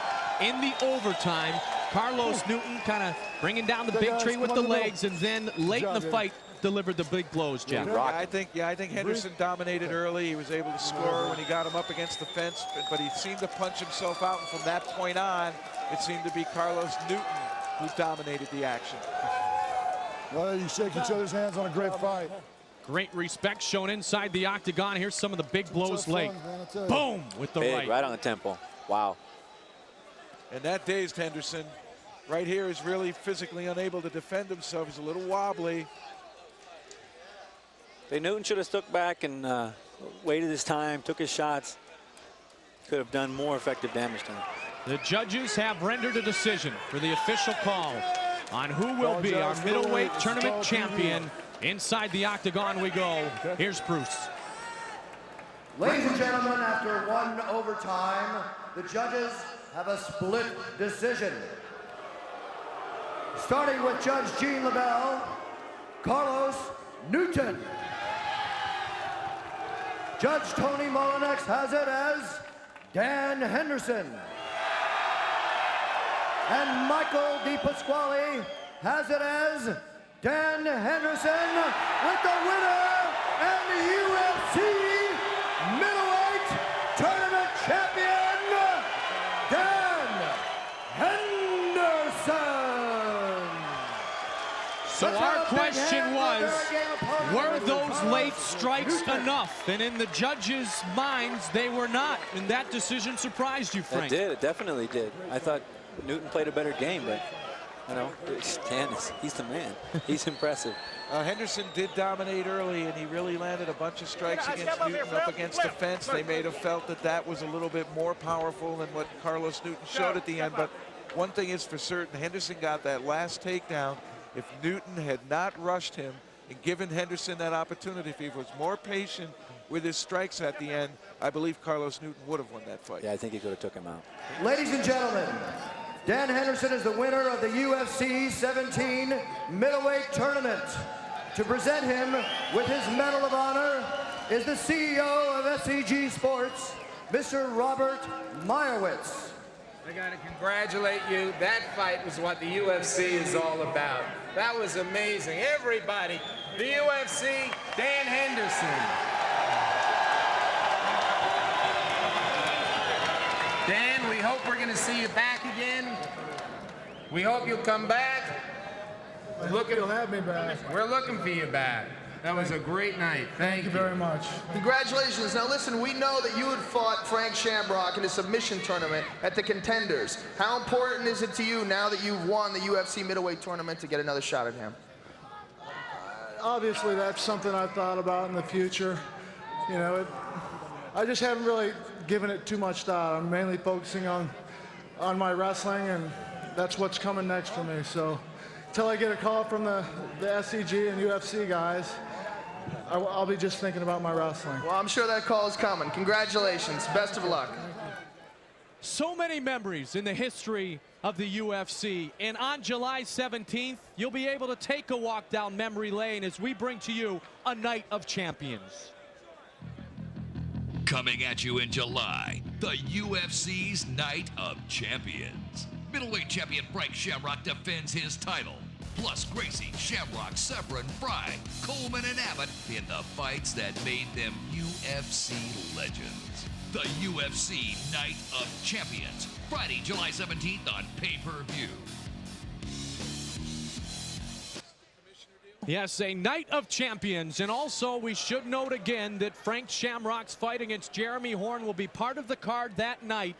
So you want to be able to look back and roll those VCRs and remember the great champions like Royce Gracie. So much has come and gone, so much has changed during the many years of the UFC and the Ultimate Fighting Alliance, and it is my pleasure tonight to pass on an official announcement to all our fans and friends of the UFC. An appointment made today official at a press conference earlier this afternoon here in Mobile, Alabama. My broadcast partner, Jeff Blatnik, has been named the new commissioner of the Ultimate Fighting Championship. Congratulations. Mike, thanks, and I do think it's an honor. I thank everyone for this opportunity here to serve the fighters and all of you fans here at the UFC. I have three main thrusts that I really want to put through. The first is maintain the fighter safety that has produced no major injuries here in the octagon. The second being, we want to prove to all the critics that we are a sport. We have plenty of rules. Might have been nicknamed no holds barred, but there were always rules here in the octagon. And last but not least, after proving it's a sport, we want and we seek sanctioning from state athletic commissions. And right now in the South, we have a few that have been sanctioning us. We want to take it around the country. We want to expand. We want to bring it to every state. You know, I want to make a point tonight, and I think it's very important for those not maybe so familiar with the UFC to understand a couple of things. This man right here, Jeff Blatnik, won a gold medal representing the United States of America back in the 80s in the Olympics. You have always prided yourself with the stars and stripes and working with kids. You're a motivational speaker. And some would look at the UFC and say, why would an Olympic champion believe so much in this sport that he has now become commissioner? Well, I wouldn't be here if it wasn't credible. I wouldn't be here unless I really had a passion for this sport. And certainly it's an outlet for many of our wrestlers who aren't invited to participate by invitation with professional wrestling. And there's a whole mixed martial arts world out there that's catching fire. We have tremendous fan support no matter where we go. We've never had any fan protest except for the fact that it is not shown on cable. We wish to work with everyone to show that this is a sport. We have made modifications in the past to show that we are willing to move it more towards what the critics feel is what their idea of a sport is. But again, our fighting record speaks for itself. 61% of all the fights end in submission. Well, we look forward to your reign as commissioner, and there are also the fanatic fans who can pick up the phone, call their local cable operator, and tell them, I want the opportunity to continue to watch the UFC. You can also take the opportunity to buy some great merchandise. We have our UFC operators standing by right now. The phone number, 1-800-237-8400, extension 623, or on the World Wide Web, .ufcmerch.com. And remember also UFClive.com, another vehicle for you to be part of history on the UFC championship bouts. And this will be a historic return. Our main event this evening, Lions Den fighter, 22-year-old Pete Williams, ready to take on Mark the Hammer Coleman, who lost his title 10 months ago to Maurice Smith down the road in Birmingham, Alabama. Pete Williams from San Orlando, California, now living in Livermore. Part of the Lions Den, was on the same high school wrestling team as UFC competitor Jerry Bolander, Frank Shamrock, Guy Metzger, Bolander, Mikey Burnett, and Ken Shamrock amongst Pete Williams' trainers. He found the Lions Den a long time ago. He loves it very much. He's not concerned with taking this fight with limited preparation for Coleman. I took this fight on short notice, but I'd already been training for another fight with Dan Severin, who I think their styles are very similar. So I hope to keep my game plan the same, strike strike on the feet, submissions on the ground, and hopefully it'll turn out for, the way I hope. He is very proud of the fact that he is a very sound technical fighter. Well, look at who he has to work out with. Ken Shamrock, Frank Shamrock, Jerry Bolander, Guy Metzger. These are all people who found tremendous success in the octagon. Certainly he is someone that's been exposed to a wide range of techniques, from submission to different styles of approach in terms of both wrestling and also striking. The opponent entering the octagon for the 4th time in his life, the former UFC World Heavyweight Champion. Here he is again, Mark the Hammer Coleman. He feels his legs are now quicker and stronger than they've ever been, suffering the torn ACL and rehabilitating. He lost to Maurice Smith 10 months ago.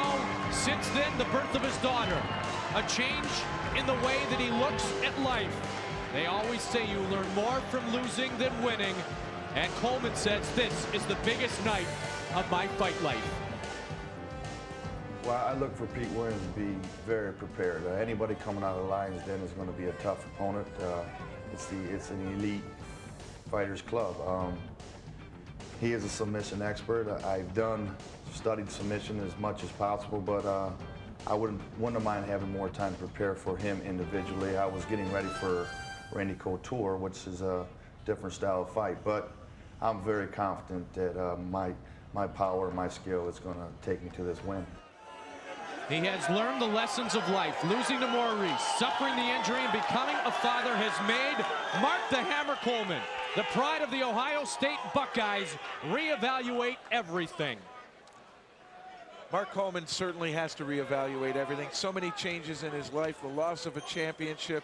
He's had to look deep inside himself. Mark Coleman's strengths are his takedown ability, his incredible power, and his ground and pound tactics. But he says he has refined those because he was too one-dimensional before. Let's see how. Two-time All-American Mark the Hammer Coleman, now 31 years old, just under 242 pounds. I'll tell you what, Pete Williams, the submission specialist, will be prepared. He's from the Lions Den. He is going to have his hands full with a re-energized Mark Coleman. For the main event and the introductions of our fighters, the veteran voice of the octagon, Bruce Buffer. Ladies and gentlemen, this is the fight you've been waiting for. This is the UFC 17 main event. Beginning with the fighter standing to my left. He is a submission fighter with a mixed martial arts record of 3-0. Standing 6 feet, 3 inches tall, and weighing in at 229 pounds. Fighting out of the Lions Den in California, please welcome Pete Williams. And his opponent, standing to my right, a member of the 1992 Olympic wrestling team, a 2-time NCAA champion, and the former UFC Heavyweight Champion. He has a record of 6-1 in the octagon. He stands 6 feet, 1 inch tall, and weighs in at 240 pounds. Fighting out of Columbus, Ohio, welcome back, Mark the Hammer Coleman!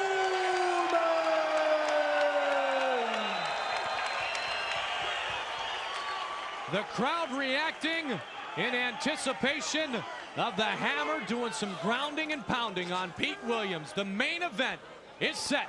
Big John McCarthy will get it started. Here we go, baby. Are you ready? Are you ready? Let's get it on! This is the main event. And this is for both these athletes' futures. Coleman needs a win to put himself back in it. First-timer Pete Williams looking to make a name for himself and make a statement that he wants to be as successful as other Lions Den athletes. Lions Den athletes who looked overmatched in the past have come up victorious. Example, New Orleans, where a couple of Lions Den fighters we thought might not fare well came up big. Hooked around the outside of the octagon just momentarily was Pete Williams.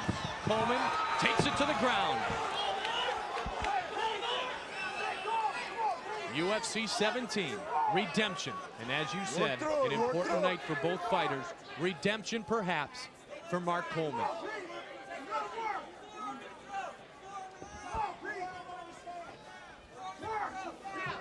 Keep in mind, being from the Lions Den, Pete Williams is very well versed in submissions. Yes, he is. The hammer looking for a strike. Delivers the first one. Now we'll see what lesson he learned in his fight against Maurice Smith. Is he going to go wild and throw multiple punches without aim, burn himself out, or is he going to be patient? Oh, he's got an arm lock on. Coleman might be going here. Oh, and Mark Coleman doing a great job of spinning and twirling and getting that arm free. His face was grimacing. That thing was extended out, but he was able to maneuver to take the pressure off of it. Oh, he delivered a big strike. And again tries to drive Pete Williams into the fencing of the octagon right in front of our broadcast position. And Pete Williams right away with a submission threat. Trey Telligman, Mikey Burnett. Jerry Bolander over there up on the apron. He's the man with the towel for Pete Williams. High school teammates in wrestling. An elbow delivered to Pete Williams, just 22 years old. Coleman again delivering shots with the forearm. Everyone in the Lions Den, everyone in the octagon with great heart. You almost wonder, with arms as big as Coleman's, how could you get an arm bar on it? Get enough leverage to get a tap. But almost a moment ago, Pete Williams was able to do that. I believe Hoist Gracie proved to everyone it doesn't matter how big you are. The arm is there, and it's a matter of whether you leave it there to be seized and stretched. Can you say leverage? Leverage is everything. Position is everything. Smarts is everything. Fighting is a mental game. That is why it's a sport. If there were no rules, then I'd agree with critics. It's a free-for-all. But we have rules, and rules mean sport. One of the key rules to keep in mind, since Mark Coleman met Maurice Smith, the headbutt has been removed. There are no more headbutts. And Coleman worked headbutts on Smith early on during the process in which he exhausted himself. The headbutt rule was put in to appease some of the critics. Now, some of the athletes did complain, saying you're taking too much away, but many of the fighters still agree there's plenty of tactics, plenty of skill still left available. And we do want to make sure no one gets hurt. We didn't have any injuries with headbutts in there, but rules in now, everyone abides by it. 3.5 minutes old. Mark Coleman avoiding a submission attempt by Pete Williams earlier. This is the first and only submission specialist that Coleman has ever fought, although this is his 8th matchup in the UFC. He's hammering the ribs now with the right hand a bit.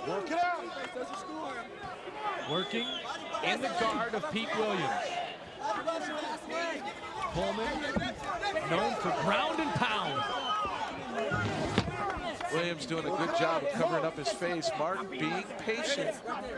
He is being patient. He's not just unloading wildly. He's looking for a spot and then unloading then. Only when the opportunity presents itself. And that's how you conserve energy.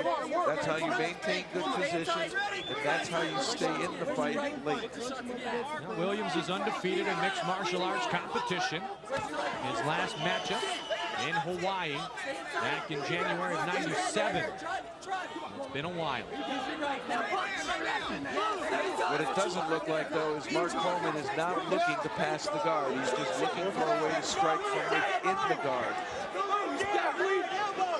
And that's where who you have around you helps so much.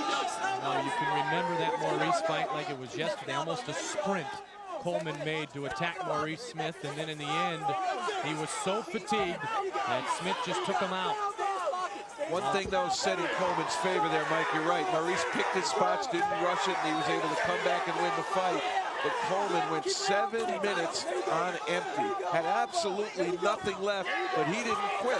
He took the punishment that Maurice Smith gave. He knew he was going to lose that fight, and he showed the respect in that interview earlier, saying that he was too arrogant looking at Maurice Smith, didn't have the respect for him. These are the lessons you learn. The hammer Hammer has said he doesn't claim to be the smartest fighter in the world, but he might have the most talent. He also went on to say he wouldn't trade his attributes with Maurice or anyone else in the world. Let's go, let's go. He likes his tools. He just needs to learn how to use them to the fullest. Gotta do something in. Come on now. Nothing happening on the ground. Big John brings them back to their feet. There wasn't enough action on the ground. That is also an interpretation he can make. Mark certainly was looking for a place to strike, but really none presented himself. And interestingly enough, it's and a big right hand. And he nods to Coleman saying, yeah, you got me. But it's interesting, it's Williams who is pressing the attack. And once again, the person on his back isn't spending as much energy. Coleman looks a bit fatigued, not like it was in earlier UFCs. His big shoulders coming up and down a bit. He's in great condition, but he's so big and so strong. As time goes on, does that give another right his hand. opponent?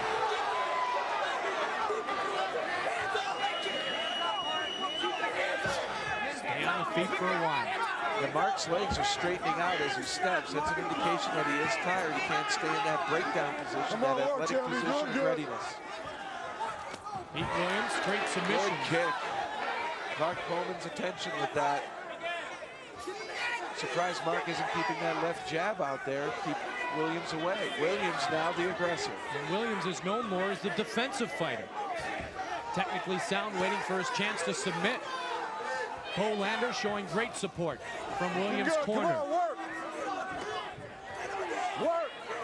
The Hammer trying to go. They exchange a right and a kick. That brought Ken Shamrock in the audience to his feet. Coleman's mouthpiece was also dangling from his lips. He's trying to get more air in. Fatigue a factor with Mark Coleman. He's not exhausted, but he's definitely breathing hard. And we've only gone 7.5 of the 12 minutes of regulation time here in our main event. A heavyweight super fight, the third of the night. Williams doing a good job here. You know, you see him at breakfast in a t-shirt and he looks very unassuming at just 22 years old. But the kid knows how to fight. All of them from the Lions Den do. Hammer House against the Lions Den. Pride for the fighters, pride for their teams. Another lesson it appears that Mark Coleman did not learn is how to stop a round leg kick. He's getting struck. Same thing Maurice Smith did. Williams landing it. Perhaps not with as much force as Maurice Smith, but it's certainly getting Mark Coleman's attention and it's scoring points. Jeff, I truly can't tell if Mark has caught his breath yet. Now he's going for the double leg with power. Oh, he's turning his back. Coleman trying to strike, delivering a right. Oh! Big left, and another right. The uppercuts from behind, and that is dazed Pete Williams. There's no doubt Williams was dazed there, and the longer Coleman stays in there, the more chance Williams will have to regain his composure. Big shots delivered by the Hammer, Mark Coleman. Let's go. There you go. Lost to Maurice on July 27th, 1997, down the road in Birmingham. He's also fought in Dothan, Alabama on Judgment Day back in February of '97. I think this is a bad move by Coleman to try to be lifting Pete Williams while he's hanging on the fence. That's a drain of energy, and he's not going to get anything out of it. Good work. Keep your hands up the fence. Two-time heavyweight tournament champion of the UFC. A former Olympic team member in 1992 and the founder of the Hammer House. 9.5 minutes into his fight tonight. A feature matchup Come on. from the Mobile Civic Center. In terms of pressure in this fight, Mike, I think more was on Mark Coleman coming in. Many people expect him to get right back into the heavyweight picture. And I feel that him coming in here, he really wanted to do well. And it's very hard to control instinct. And instinct for Mark Coleman is to pour power and energy in. And if it doesn't work for you, you're going to get frustrated. Elbows to the back of Mark Coleman. And he's trying to bring him down. Oh, good technique used by Pete Williams. Great of energy. I don't agree with Mark Coleman trying to do this. He's not going to be okay. He finally gets him down here, but now he's going to have to rest in that position. He spent a lot of energy to drag Pete Williams off that fence and get him to the mat. Will he have any left to do anything here now within Williams' guard? Another UFC debut. Pete Williams stepping into the octagon for the first time in his lifetime. We have seen a lot of UFC debuts tonight. All tremendous fighters. Again, a great compliment to our matchmaker, John Peretti. He has found the best in the world, and again, a matchup which looks as if it very well could go the distance. With just over a minute now left in regulation time. Pete Williams still has some juice left in him. Coleman more fatigued than he is, but I have Coleman ahead on points. Those two big strikes are probably one of the reasons you had that, right? That and the early on, he was able to control the action, take Pete Williams down. There's a grappling component to this, a striking component, and aggressiveness. And to tell you the truth, Pete Williams was able to come back with his own aggressiveness there, and I believe that's pretty close. Striking, I'm going to have to give to Coleman. Grappling, that's the tough one. Who is winning the grappling? Takedowns versus guard, defense, and mobility. That is what we're going to see what the judges feel. Let's go. 20 seconds left now in our 12-minute regulation time. There we go. A right delivered, a left. I do believe Coleman, though, here has been aggressive here in the late part of this regulation 12 minutes. Coleman was looking towards his corner to see how much time was left in regulation. He's holding on now, waiting for the overtime. That's exactly what he's going to do. The horn sounds. 12 minutes of our main event is now in the books. You okay? You got 3 minutes left, baby. 3 minutes left. Yeah? Okay, baby. Coleman looks good, looks composed. He is fatigued, but he's not exhausted. And waiting in the wings, Randy, the natural Couture, unable to compete tonight. That was going to be the original matchup. Couture against the Hammer, Mark Coleman.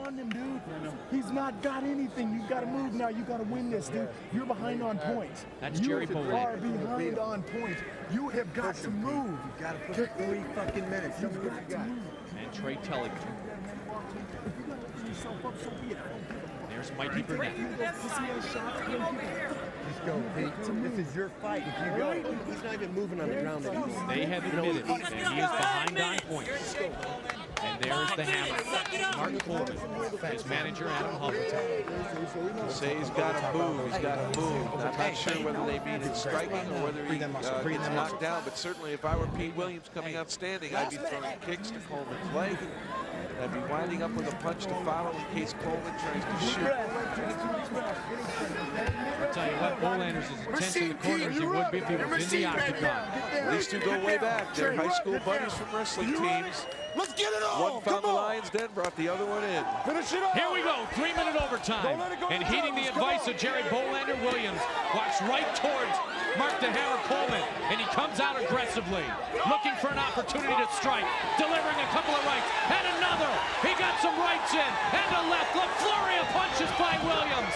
And finally, Coleman shoots for a leg. Oh, the knee delivered to the face of Mark Coleman. Williams doing exactly what Jerry Bolander has told him to. And now the Hammer is a bit stunned. Oh, Coleman's down. Coleman's down, that's it. Petey Williams delivers. The Lions Den victorious again. Unbelievable pandemonium inside the octagon. The Hammer is down. Williams has defeated Mark the Hammer Coleman 38 seconds into the overtime period. Wow, he came at him with punches, and out of nowhere he threw a high kick. Right leg caught Coleman square in the face and dropped the Hammer down.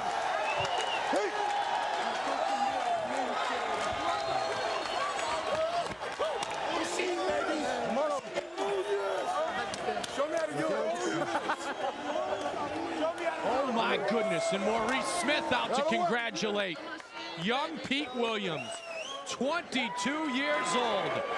knocks out Mark Coleman in the overtime period. Coleman was ahead on points. Bolander told Pete Williams, you have got to come out and be aggressive. And he did, and he wins.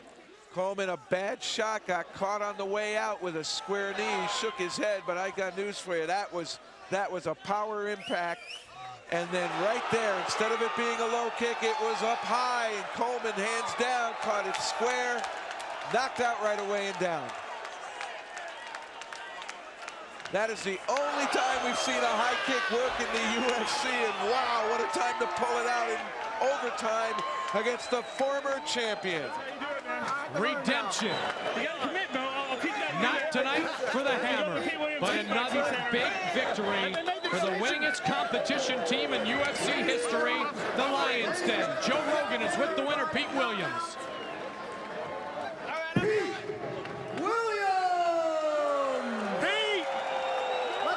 Congratulations, Pete, on your debut in the UFC.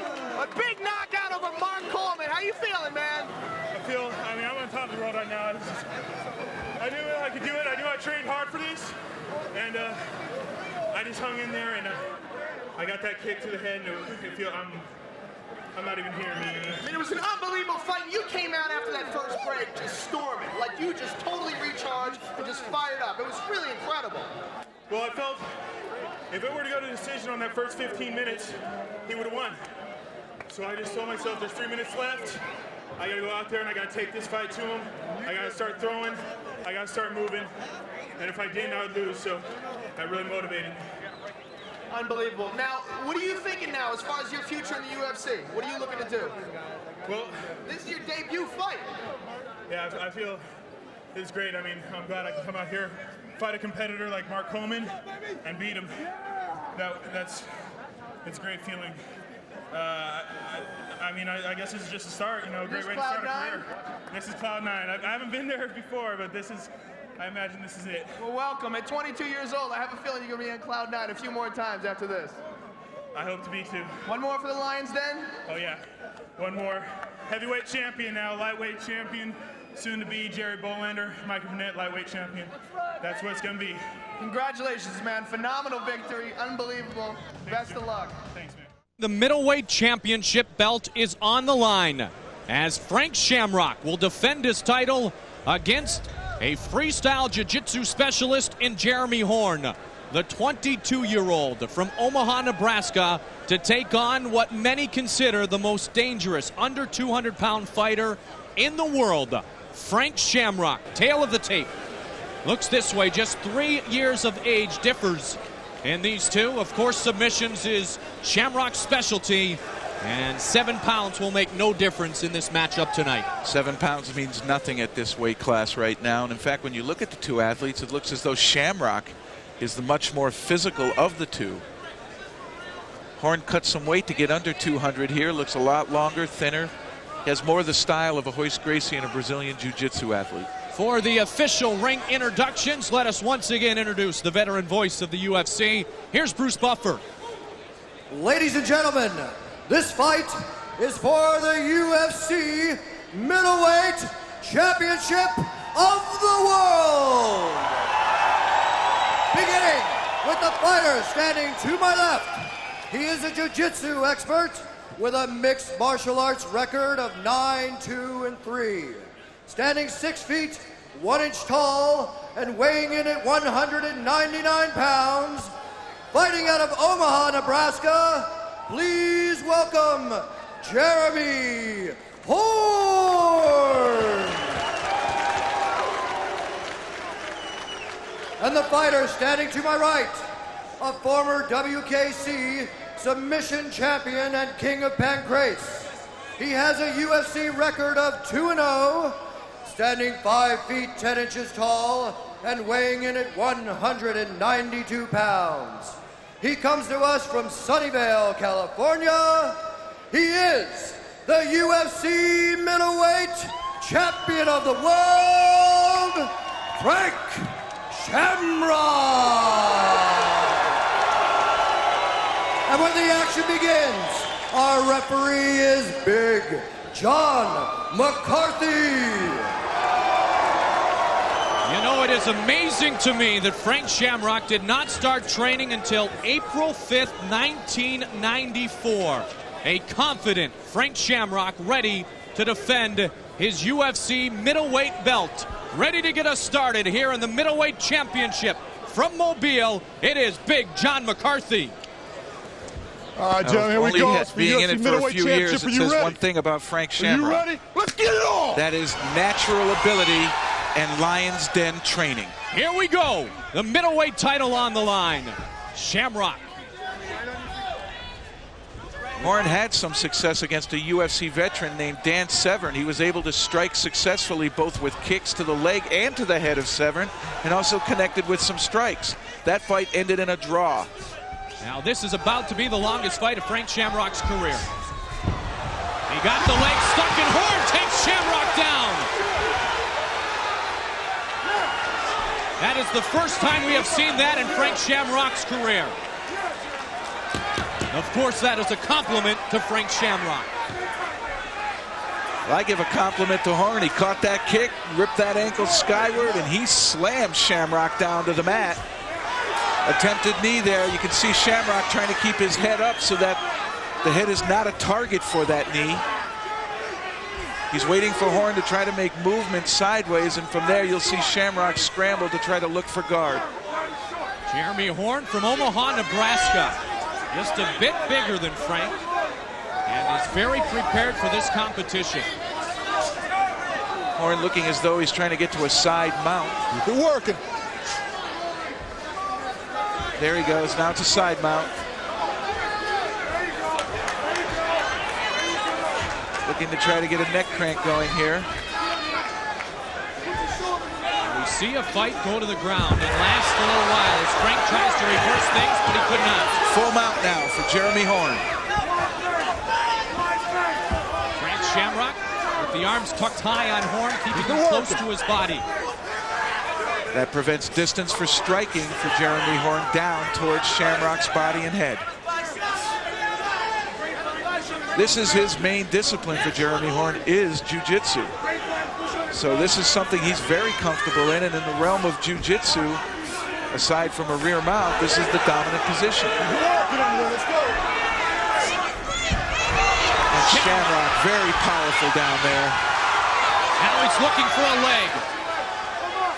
Shamrock taken to his back for the first time in the UFC.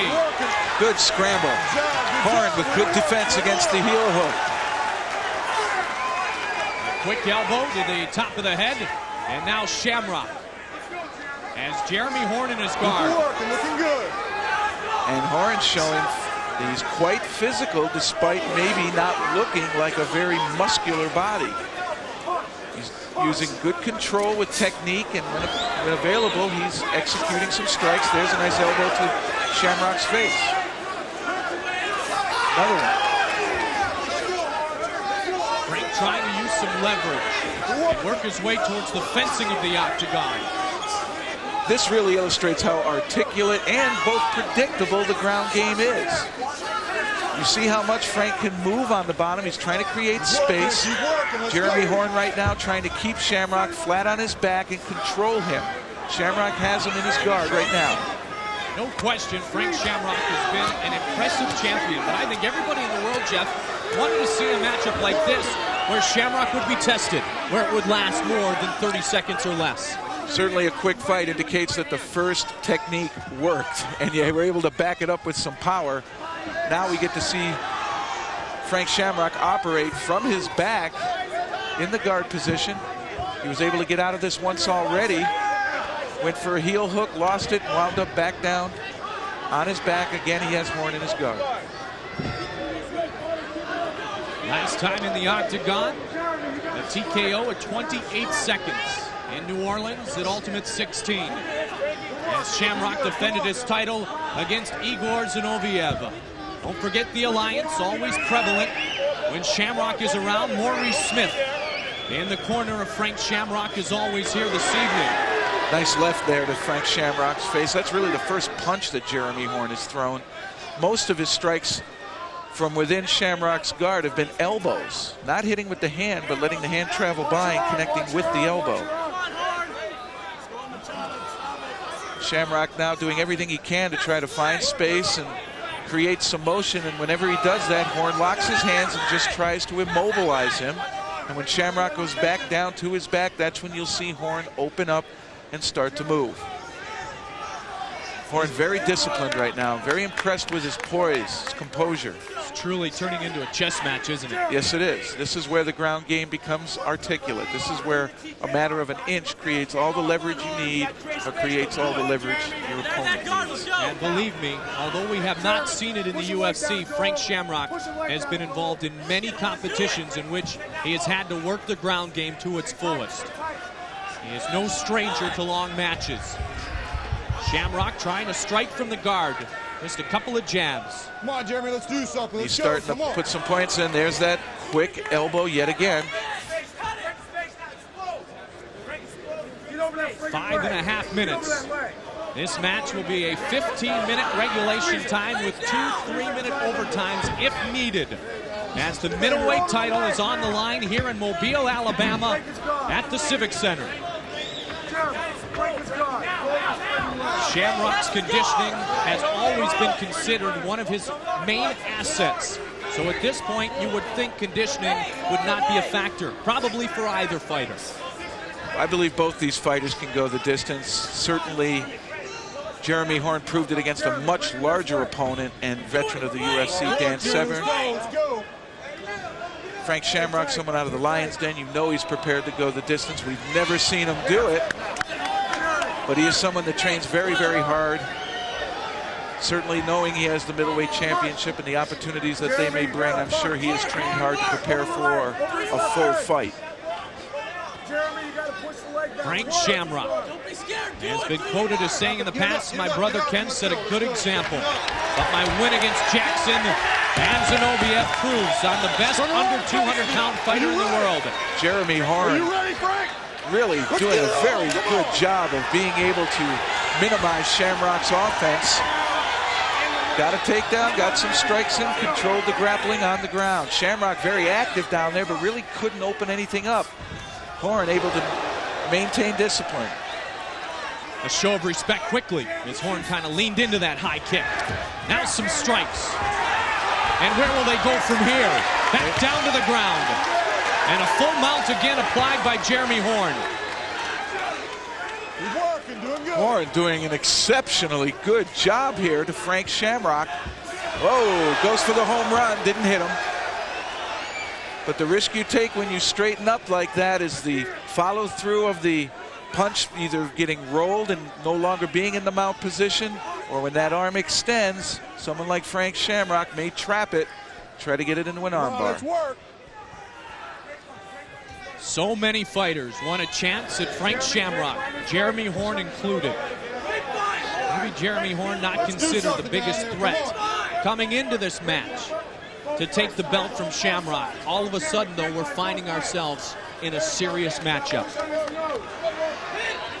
And Horn is very long, and he really doesn't look like he has tremendous muscle, but boy, I'll tell you, he's able to position himself so well, use that length to his advantage with leverage,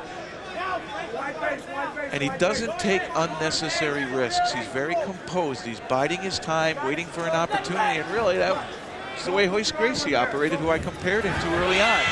Here we go. A strike. Now is Horn trying to keep Shamrock in his guard. Frank was very patient. He stepped over the one leg, the mounted leg of Jeremy Horn, and he was able to execute a nice roll to his left. And he bided his time waiting for Horn to move up so that he was able to take that weight forward and complete the roll. He now has the opportunity here on top to get some strikes in. And again, he looks like he's going to be going for some kind of leg submission. He was reaching back. Decides otherwise.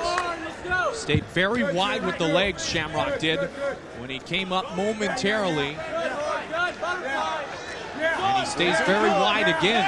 A strong base for Shamrock. And Horn balling up now, balling up tight. This is what you want to do in bottom. This takes tremendous abdominal strength and endurance to be able to maintain a position like this, but by tucking his head in, makes it difficult for Shamrock to strike him. And if Shamrock goes up to his feet, he can be elevated. Those hooks that Jeremy Horn had inside could flip him, but he's pulled them out now. Shamrock doing a nice job of preventing him from hitting. Now Shamrock. And Horn kind of laughing him off as Shamrock looked to work the leg. Now back the other way, Jeremy Horn. Both know submissions very well. And now we're back to our feet. And this baby's getting good. All right, 10 minutes old. The middleweight title on the line. Frank Shamrock, undefeated inside the octagon, has his hands full with 22-year-old Jeremy Horn. Oh, we might have a guillotine here. Shamrock trying to crank the neck.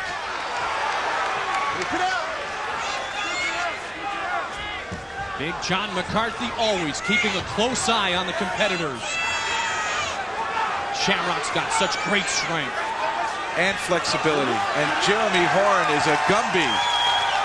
Frank can't attack his leg, and he had a nice shot at a guillotine choke there and really couldn't sink it deep. Horn well versed in counter. Frank really wanted to show off his striking skills here tonight. But Horn with the jiu-jitsu background has kind of limited Frank's opportunities there.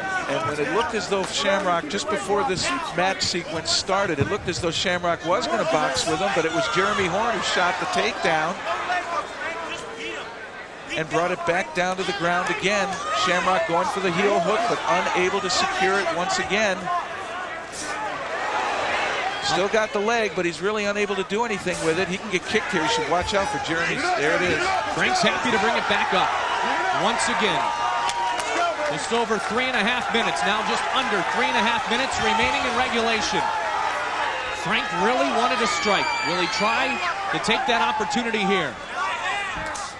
Both fighters look no worse for the first 11 minutes of wear. There's Frank looking for the boxing skills, and Horn happy to work his way back down. Single leg takedown. Not being able to improve position there. Shamrock gets a couple shots to the ribs in. Shamrock's able to get a little more leverage on those. Both fighters in the last 3 minutes have taken a couple of seconds each to smile at the other competitor, as in, they haven't bothered me yet. The mind games inside the strategies of the Ultimate Fighting Championship. Horn finishes that double leg, gets on top. He's in a half guard by Shamrock right now. Shamrock looking to try to reverse him. Key lock, tough key lock. And Jeremy Horn doing a tremendous job rotating around, gets to mount. Are we seeing another middleweight star rise in the UFC? Horn doing a great job against champion Shamrock. Keep it working, Jeremy. Keep it working, Frank. You mentioned striking there, Mike, and you have to wonder, did all this concentration on improving striking perhaps take away from some of the focus that got Shamrock there, his grappling and submission skills? Now, Frank has always answered criticism by saying, I use it for motivation. I use it in a good way. It drives me and keeps me going. It's important to have expectations of yourself. You should use everything in a good way or go home. Jeremy Horn is doing that tonight. Close fight, but Horn wasn't doing anything on top. He was just trying to keep Shamrock from moving. McCarthy brings him back to the feet yet again. And you can see each time Shamrock sits up to try to start to scoot and move his hips, Jeremy Horn locks his hands around his waist and simply tries to hold him there. Under 1.5 minutes remains in regulation. The middleweight title on the line. Oh, a high kick by Jeremy Horn.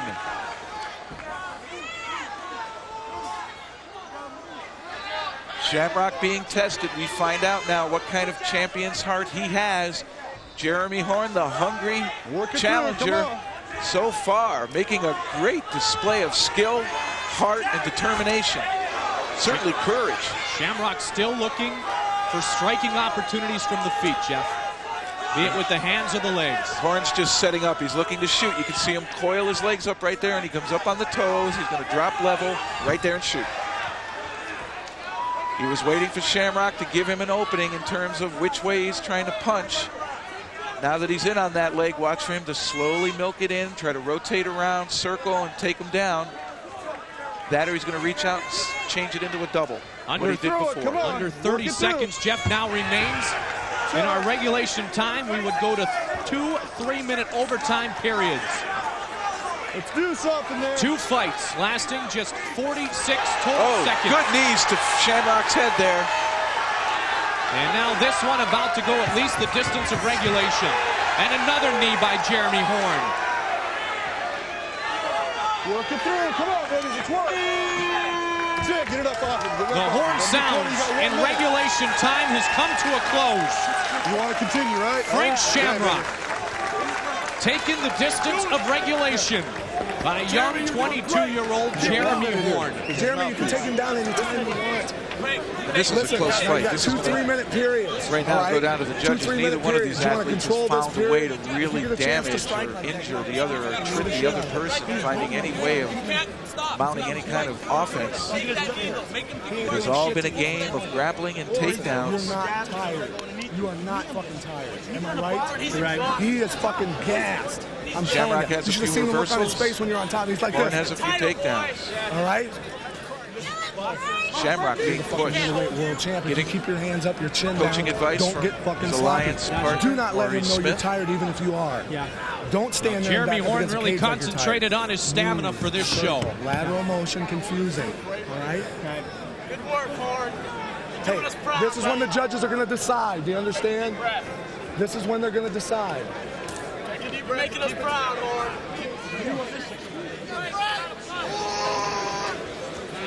Come on, Frank. You got a punch, Frank.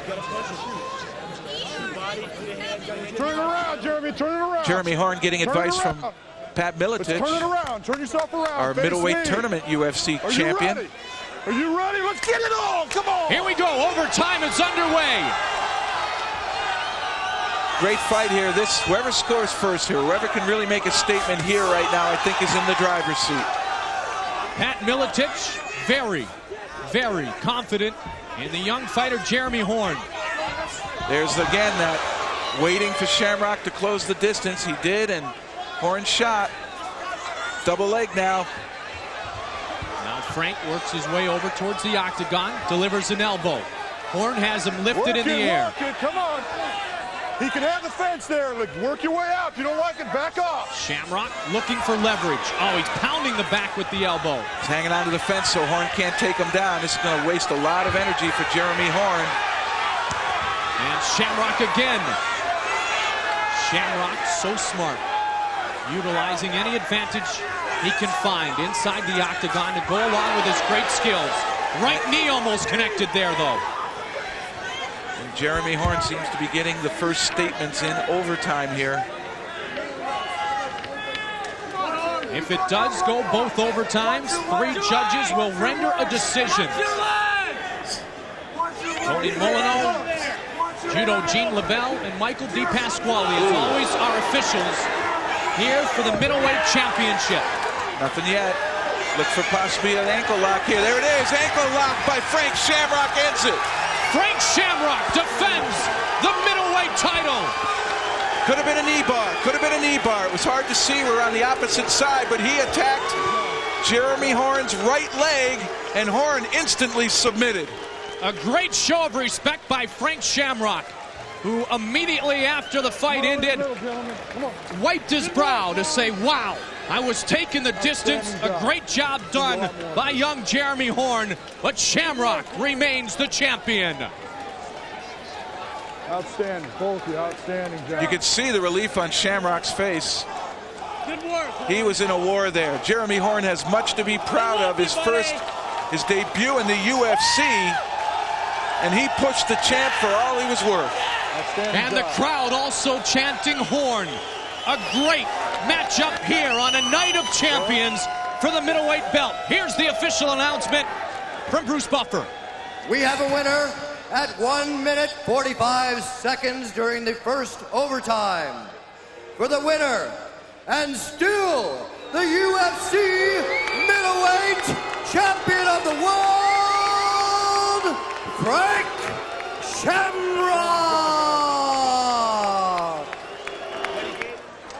Jeremy Horn tried to bring Frank Shamrock down, get a takedown out of it, and when he did, Shamrock seized the leg, got a good knee bar in right there, starts to arch his hips into that, hyperextending the knee. Immediately Jeremy Horn taps out.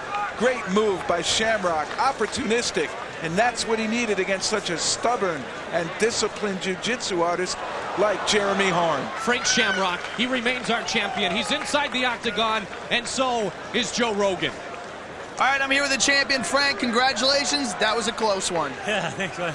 Thanks, Joe. That guy was tough, man. Young and hungry. Those are the worst kind. Had you seen him fight before this fight? Yeah, I'd watched his tapes, but he never did nothing like that in his tapes. Well, I tell you. I know you had it in your mind to come out striking. When you came out striking, he caught that kick and took you down. Do you think that's where, like, your strategy kind of went away? Not really. He was a pretty good striker, a lot better than I thought, and he was game to do it. So I wasn't off a little bit. I was just a little out of shape, and them young, hungry kids, man, they take you, All right, well, congratulations and good luck in whatever you do, baby. It was unbelievable. Thanks. Frank Shamrock retains his middleweight championship belt. It did not take 22 or 26 seconds, though, Jeff. It took 16 and a half minutes. And what a great title bout we had tonight on a night appropriately of champions.